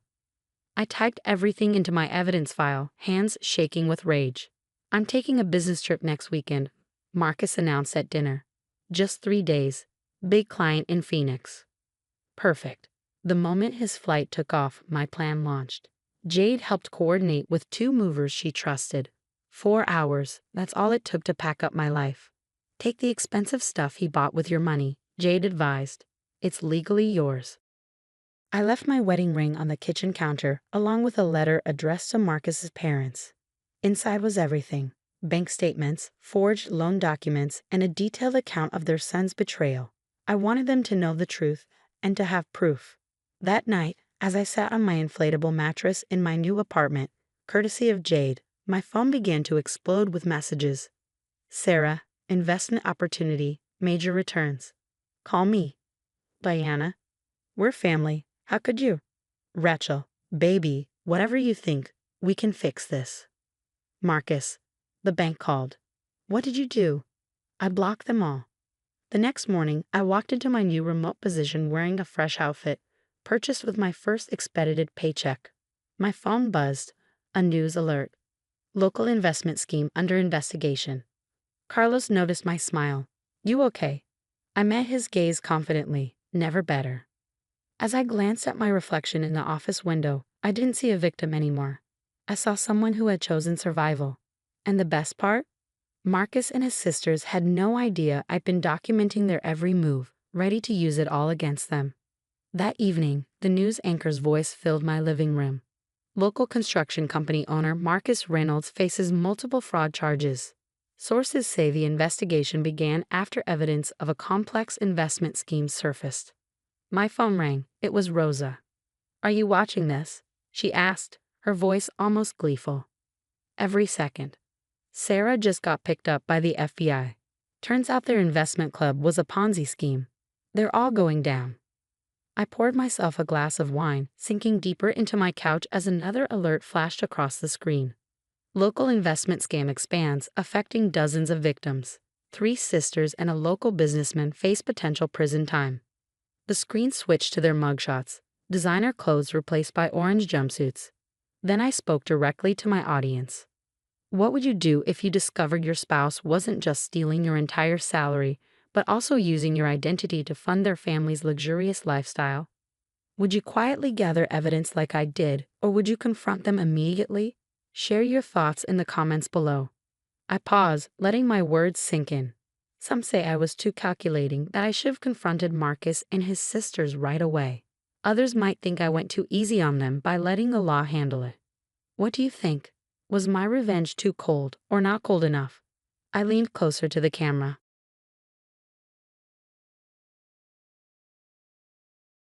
Hi, everyone. My name is Erica Mitchell. Never in my wildest dreams did I think my business degree from NYU would lead me to hiding my success from my own family. 3 years ago, I met John Mitchell at a cozy coffee shop. He was charming, kind, and everything I thought I wanted. Our love story felt like a dream until I met his mother, Victoria. You could save so much money living here, Victoria had said after our wedding, gesturing grandly around her sprawling mansion. Why waste money on rent? Families should stick together. John squeezed my hand, his eyes pleading. Mom's right, honey.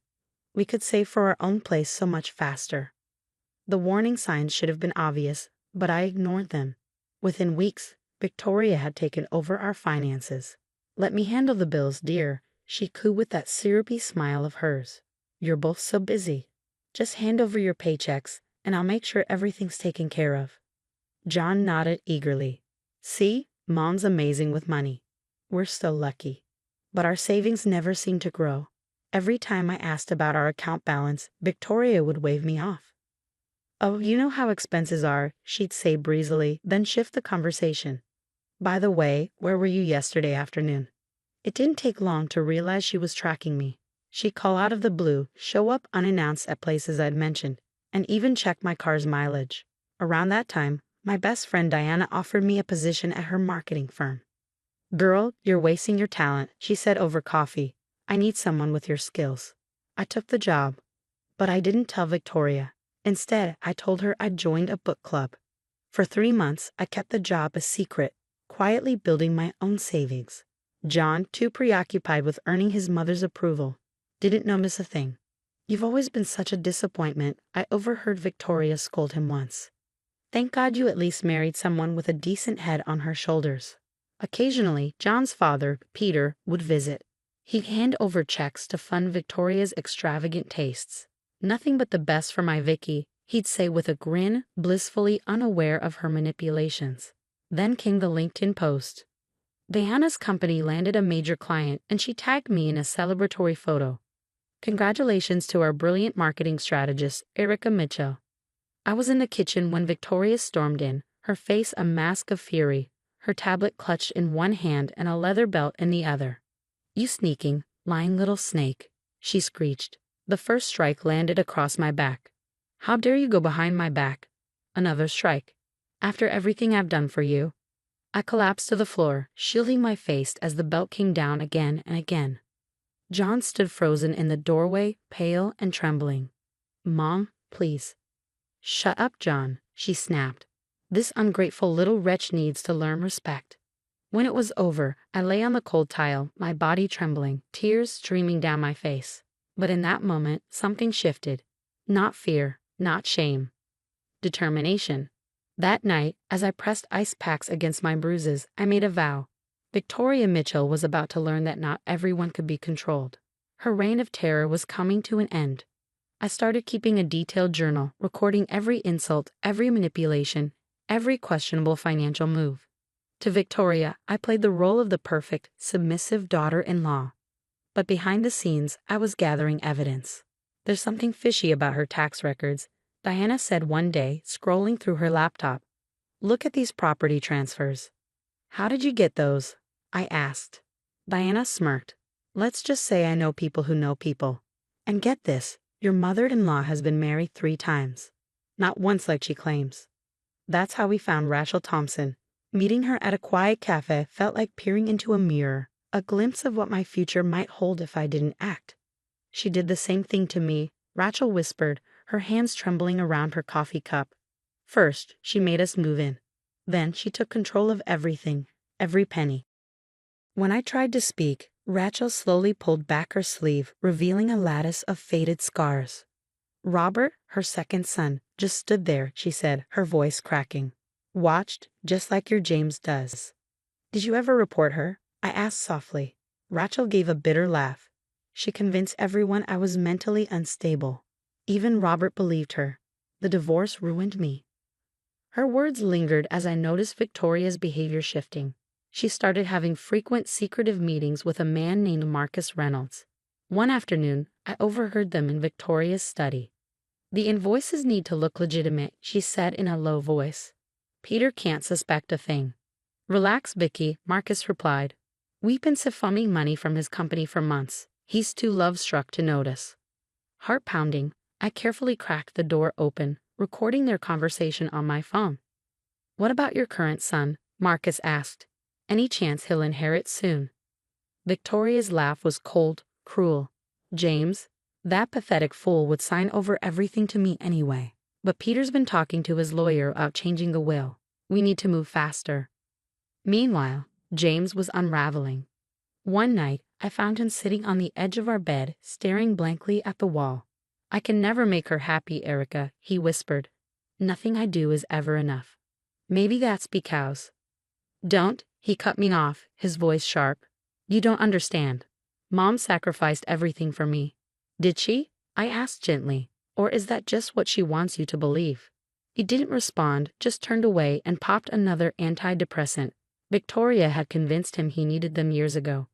But I was starting to wonder if they were doing more harm than good. Later that week, I caught Victoria tampering with his medication. "Just helping him sleep better," she said sweetly, her eyes glittering with malice. "A mother knows best." I pocketed one of the pills when she wasn't looking. Whatever game she was playing, it was darker than I'd imagined, and James was too ensnared in her web to see it. That night, I called Diana. "I need a good private investigator, someone who can't be bought." "Already on it," she said, "but Erica, be careful. People like Victoria are dangerous when cornered." "I know," I said, staring at my reflection in the bathroom mirror. "But I'm more dangerous when I've been pushed too far."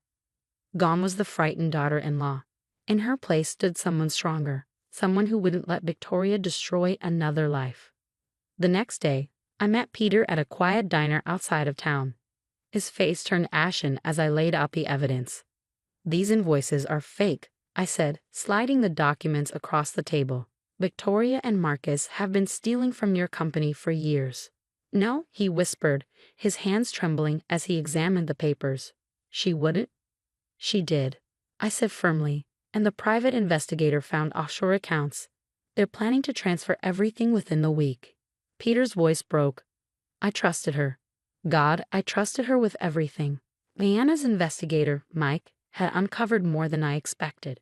"They've done this before," he explained, spreading photos across Deanna's kitchen table. 3 other companies, same pattern. Marcus Reynolds is just her latest partner. I anonymously sent the evidence to the Wall Street Journal. Within days, the story broke. prominent businessman's wife implicated in multi-million-dollar fraud scheme. Victoria's carefully crafted facade began to crumble. One night, I found her shredding documents in her study at 3 a.m. "What are you doing up?" she snapped, her eyes wild. "I could ask you the same thing," I said calmly, worried about something. Her phone rang incessantly with calls from journalists. Marcus had stopped answering her altogether. The walls were closing in. Then came the breaking point. She stormed into our bedroom, her face twisted in rage, waving her phone. "You little snake, you did this," she shrieked, lunging at me. "Mom, stop." James stepped between us, his voice trembling. "Get out of my way," she screamed, slapping him hard across the face. James staggered back, his hand flying to his cheek. For the first time he saw her for who she truly was. You get me," he whispered, disbelief in his eyes. "Oh, grow up," she sneered. "You've always been weak, just like your father." "Don't talk to him like that," I said, grabbing my pre-packed bag. "Where do you think you're going?" she demanded. "Away from you. For good." James caught my arm. "Erica, please. We can fix this." "Fix what?" I shot back. "The abuse? The manipulation? The fact that she's been drugging you?" His face went pale. "What?" "Those aren't antidepressants, James. Get them tested." I left him standing there, his world crashing down. Outside, Diana waited in her car. Victoria chased me down the driveway, screaming, "You can't leave. I own you." I turned to her, calm and resolute. "You never owned me. You just made the mistake of thinking you did." Over the next few days, James called repeatedly. "She's changing, Erica," he pleaded. "She's getting help. Please come home." "That's not my home anymore," I said quietly. "And she's not changing. She's just desperate." I watched from a safe distance as Victoria's empire crumbled. Her business partners abandoned her, the country club revoked her membership, and the carefully constructed facade she clung to for decades shattered. One day, she showed up at Diana's house, a tearful mess. "I was just trying to protect my family," she sobbed. "By stealing? By abuse? By drugging your own son?" I shot back. "You don't understand what it's like to have nothing, to fight for everything," she pleaded, her voice breaking. "No, Victoria," I said coldly. "You don't understand what it's like to have everything and still be empty inside." I closed the door on her.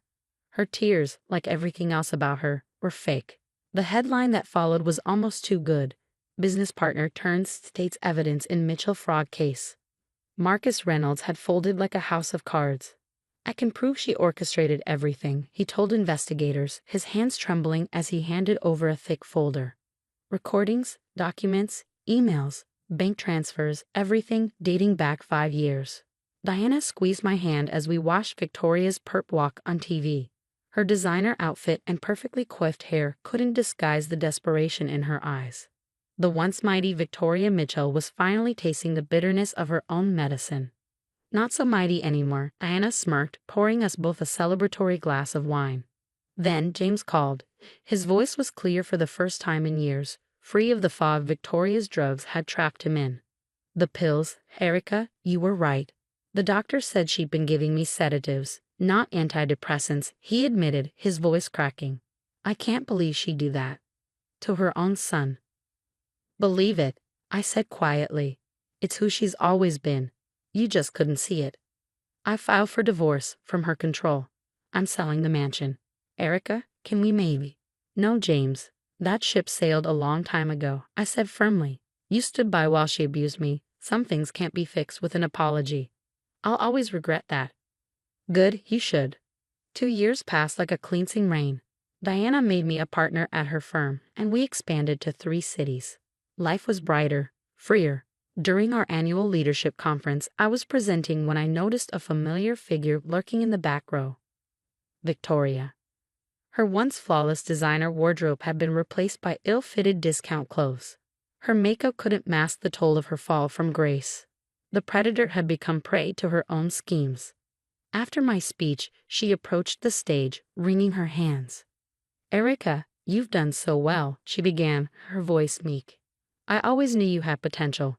Maybe we could start fresh." I held up my hand, stopping her mid-sentence. "Stop right there. You're not here to congratulate me. You're here because you've lost everything: your money, your status, your control over James. And now you think you can manipulate me one last time. I've changed, she insisted. I've been seeing therapists. The only help you got, I cut in, was a reduced sentence for cooperating. You're not sorry for what you did, Victoria. You're just sorry you got caught. James, meanwhile, was rebuilding his life in a small apartment, working an entry-level job. Victoria had controlled his education, his career, everything. Now he was starting from scratch, like all her other victims. As for me, I didn't look back. Some people mistake forgiveness for weakness. They think saying sorry can erase years of pain and manipulation. But I learned something invaluable through all of this. True strength isn't in forgiving toxic people. It's in walking away and never looking back.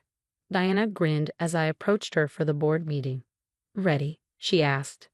More than ready, I said, smiling. We stepped into the room, the door clicking shut behind us. Victoria stayed exactly where she belonged, in the past, along with all the other nightmares I'd overcome.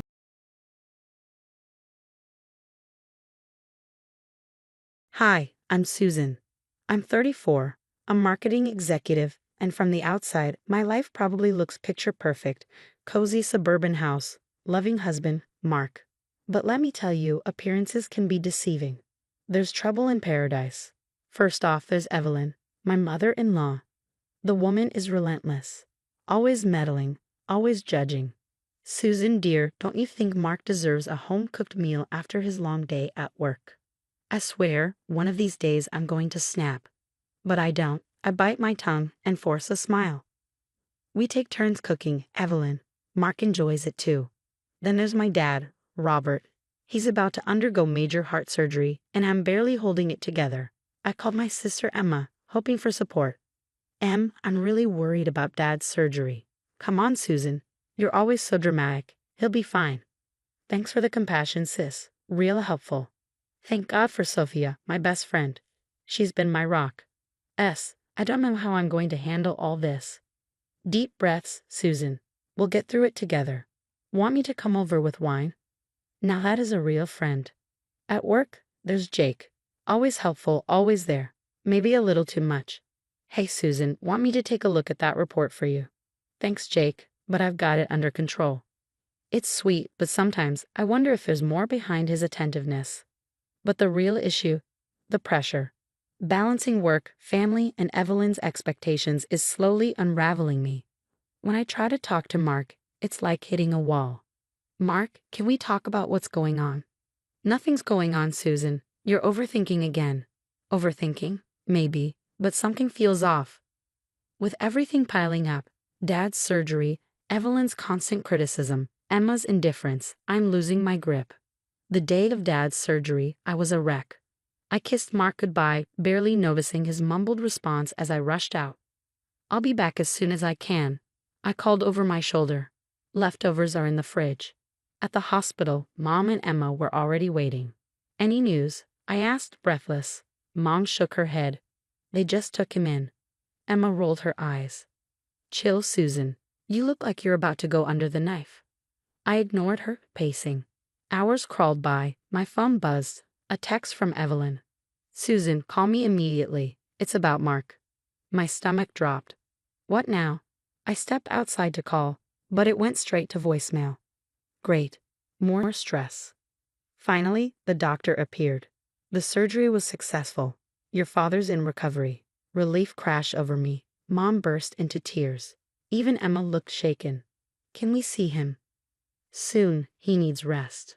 As we waited, my phone kept buzzing. More texts from Evelyn, each more cryptic than the last. You need to come home. It's worse than I thought. How could you let this happen? What was she talking about? I tried calling Mark. No answer. The knot in my stomach tightened. After seeing Dad, groggy but alive, I headed home, drained and confused. I walked in to find Evelyn sitting on my couch, her expression grim, like she was attending a funeral. Susan, thank God you're here. Evelyn, what's going on? Where's Mark? She stood, her face tight with disapproval. I came by earlier to check on things, and what did I find? Your husband, sprawled on this very couch, surrounded by takeout containers, watching sports. I blinked, trying to process. Okay, and your father was having surgery. You should have been here, supporting your husband. Instead, he had to fend for himself. No home-cooked meal, just takeout. How could you abandon him like that? I rubbed my temples, exhaustion and frustration boiling over. Evelyn, I appreciate your concern. But no buts. This is unacceptable behavior. Evelyn's voice sliced through the air, her eyes blazing with righteous fury. You need to leave him, Susan. My son deserves better than a wife who neglects her duties at home. I blinked, stunned. Leave him? Over takeout? Evelyn, you're overreacting. Her lips curled into a bitter smile as she thrust a stack of takeout menus into my hands. Am I? Take a look. Chinese, pizza, Thai, junk food. Is this how you take care of my son? I flipped through the menus, confused. These are just menus. What's the big deal? The big deal, she snapped, is that Mark is wasting away on this garbage while you gallivant around town. I sank onto the couch, my head spinning. Evelyn, my father just had major surgery. I needed to be there. And what about your husband's needs? A man can't live on takeout alone. Before I could respond, the front door opened. Mark stepped in, looking between us, his brow furrowed. Mom? Susan, what's going on? Evelyn turned to him, her voice dripping with exaggerated sympathy. Oh, Mark, you poor thing. I saw what you've been reduced to. Don't worry, I'm here now. I'll take care of you. Mark's eyes met mine, bewildered. Susan, what is she talking about? I opened my mouth, but Evelyn's voice cut through, sharper than ever. Mark, darling, you need to divorce her. She's not fit to be a wife. My jaw dropped. Divorce? Over takeout? This is insane. Mark's face flushed red. Mom, that's enough. You can't just. But Evelyn was on a roll, pacing the room and gesturing wildly. I'll call my lawyer friend. We'll sort this out quickly. You can move back home with me. I'll take care of you properly. I felt like I was trapped in some surreal nightmare. Evelyn, stop. This is our marriage. Our life. You can't just. I can, and I will. She snapped, her eyes blazing. I won't stand by while my son is neglected by some career-obsessed woman who can't even cook a simple meal. Mark stepped between us, his voice cold and firm. Mom, stop. You're way out of line. But she wasn't listening. Her phone was out, fingers flying over the keys. I'm texting the family. They need to know what's happening. The shame of it all. I watched in horror, knowing she was weaving some twisted version of events for everyone.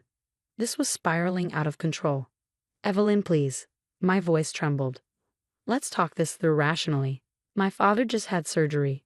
She cut me off with a mocking tone. Your father. What about your husband? What about your duties as a wife? You're selfish. Susan, you don't deserve my son. Mark's expression darkened. His patience had snapped. He grabbed her phone from her hands. That's enough, Mom. You need to leave. Now. Evelyn gasped, clutching her chest dramatically. You're choosing her over your own mother. After everything I've done for you. His voice was tight. I'm choosing sanity. Go home. We'll talk when you've calmed down.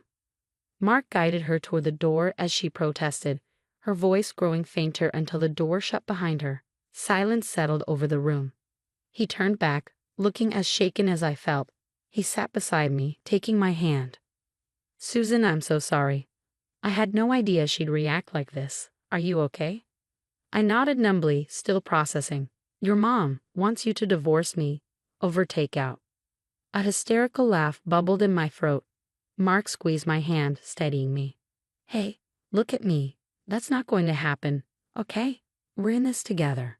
As I looked into his eyes, the weight of the day began to lift. Despite everything, Evelyn, the stress, the accusations, Mark and I were a team. We'd weathered this storm together, and we faced whatever came next the same way. As I drifted off to sleep that night, a lingering unease settled in my chest. This wasn't the end, it was just the beginning. Balancing a demanding career, family obligations, and a toxic in-law was never going to be easy. But with Mark by my side, I felt ready to face whatever came next. The weeks following Evelyn's dramatic outbursts were tense. She bombarded us with calls, texts, and even unannounced visits, but Mark and I stood firm, presenting a united front. Her unreasonable demands grew louder, but so did our resolve. Then came the family gathering. Evelyn had orchestrated what she called a marriage intervention. She convinced Mark's siblings and their spouses to gather under the guise of concern, ready to fix our marriage. But Evelyn was about to realize that this intervention wouldn't go as planned. We sat in Mark's sister Sarah's living room, the air thick with tension. Evelyn, seated at the center like a general leading her troops, cleared her throat dramatically. "We're all here because we're worried about Mark," she began, her voice dripping with false sympathy. "Susan has been neglecting her wifely duties, leaving my poor son to fend for himself with takeout while she gallivants around town." Mark tensed beside me, but before he could respond, his brother Tom spoke up, his tone sharp. "Mom, are you seriously still on about this? It was one day. Susan's dad was having surgery." Evelyn faltered, clearly not expecting pushback. But she's always putting her career first." "A wife should what, Mom?" Sarah interjected. "Be chained to the kitchen? It's the 21st century. Greg and I both work, and we share household duties."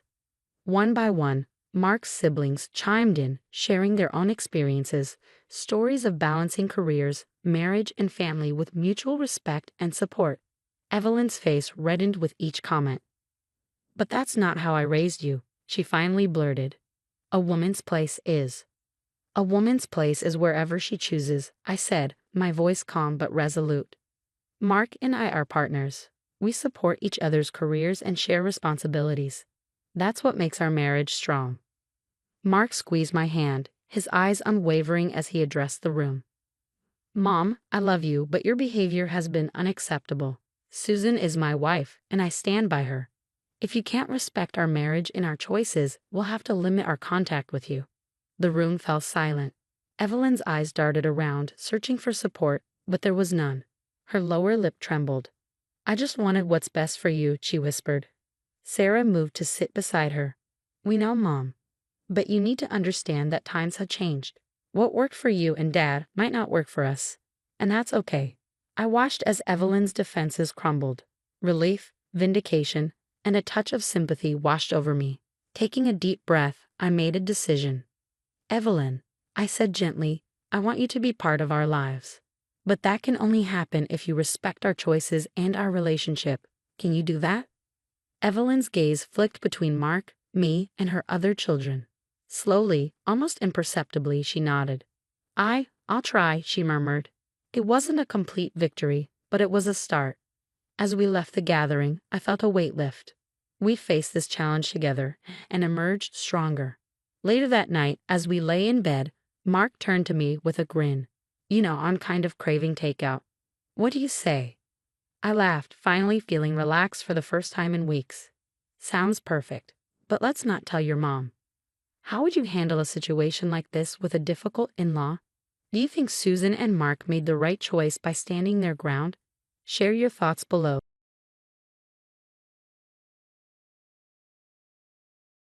Hi, I'm Emily, a pediatric nurse practitioner.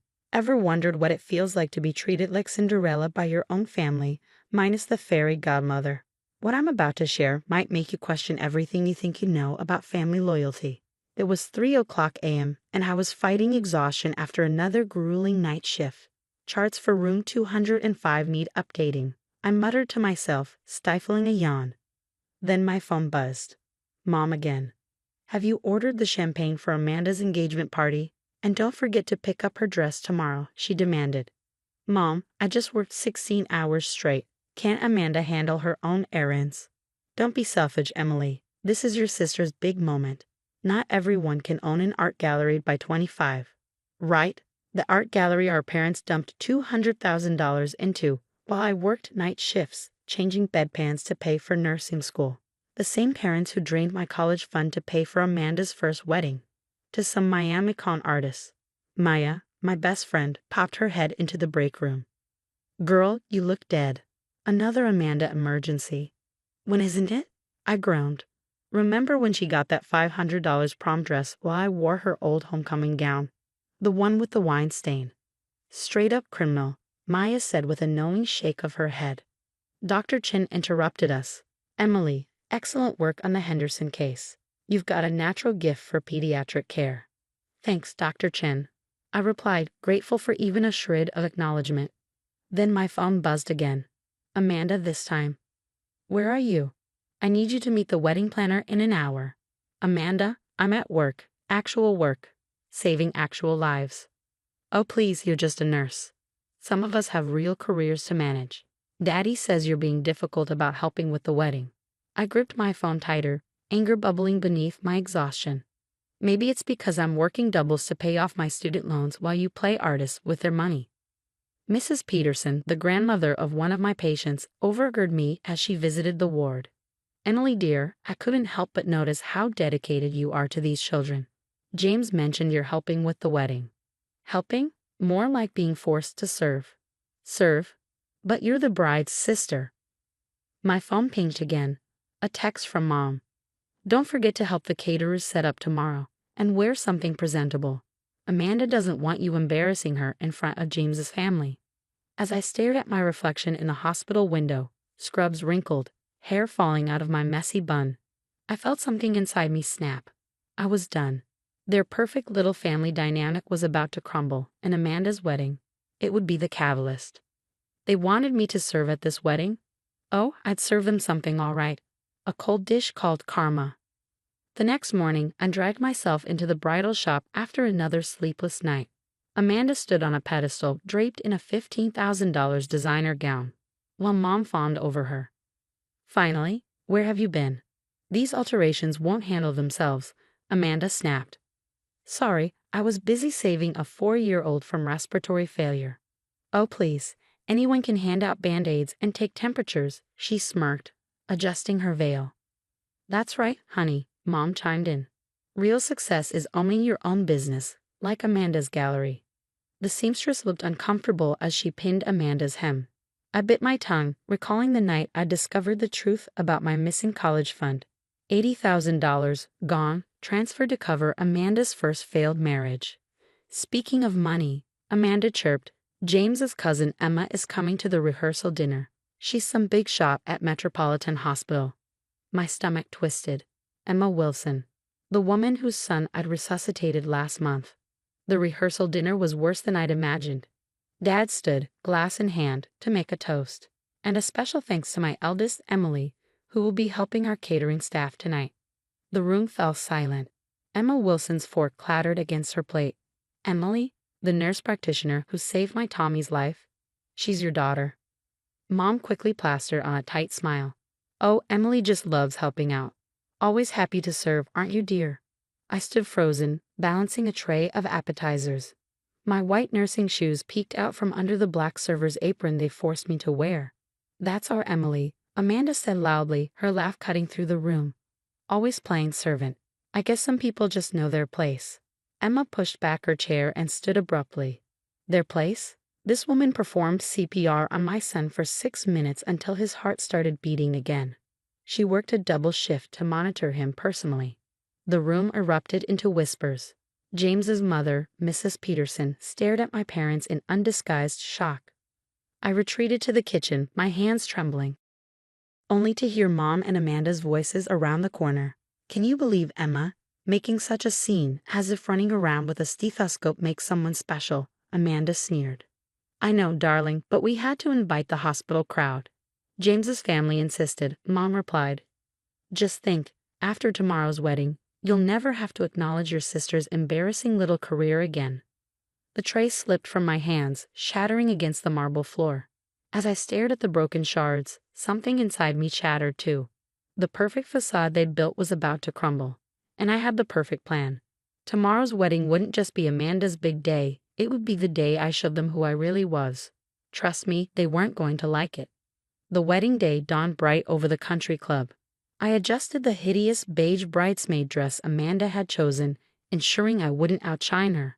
Guests were already arriving, including my hospital colleagues, invited at James's family's insistence. The flower arrangements need fixing in the West Wing, Mom barked, shoving a box of roses into my arms. And for heaven's sake, do something about your hair. You look like you just left the hospital. I did. I said flatly, because I was saving lives while everyone else was at the rehearsal dinner. Through the window, I spotted Dr. Chen striding across the lawn, an envelope in hand. Before she reached me, Amanda burst into the room. "Why is your boss here? This is my day, Emily." "Emily," Dr. Chen called out, ignoring Amanda's glare.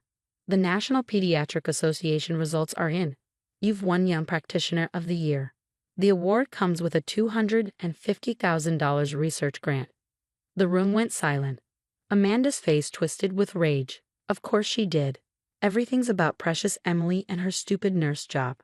Well, guess what? My gallery just landed an exclusive contract with the Guggenheim.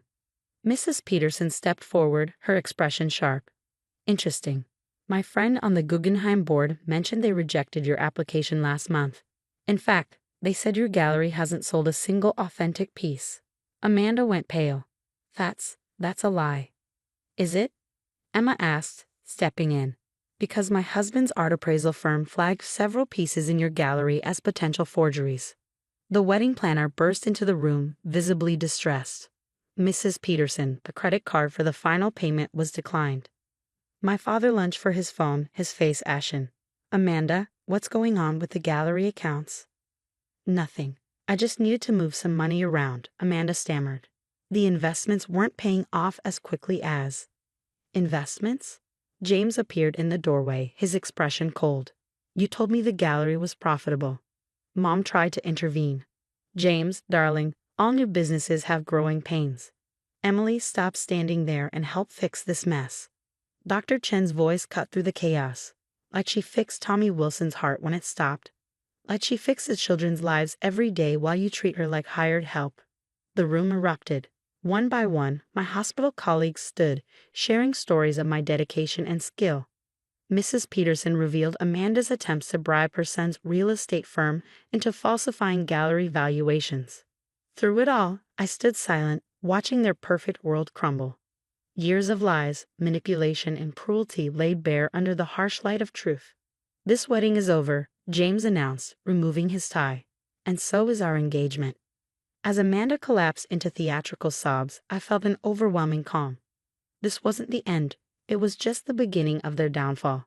6 months later, I sat in my new office at Metropolitan Children's Hospital, the Young Practitioner of the Year award framed on my wall.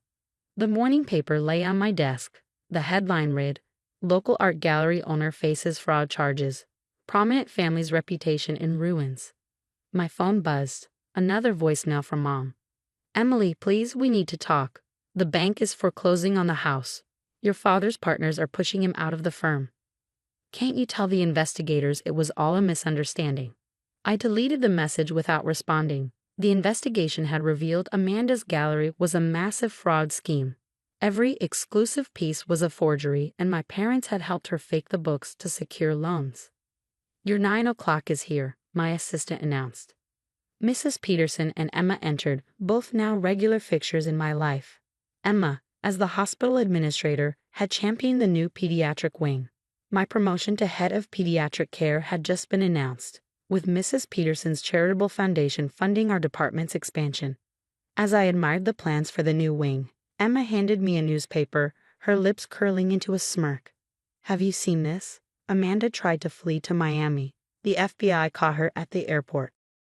"Karma's a fascinating thing," Mrs. Peterson added with a knowing smile. "James sends his regards either way. His real estate firm is thriving without your family's toxic influence."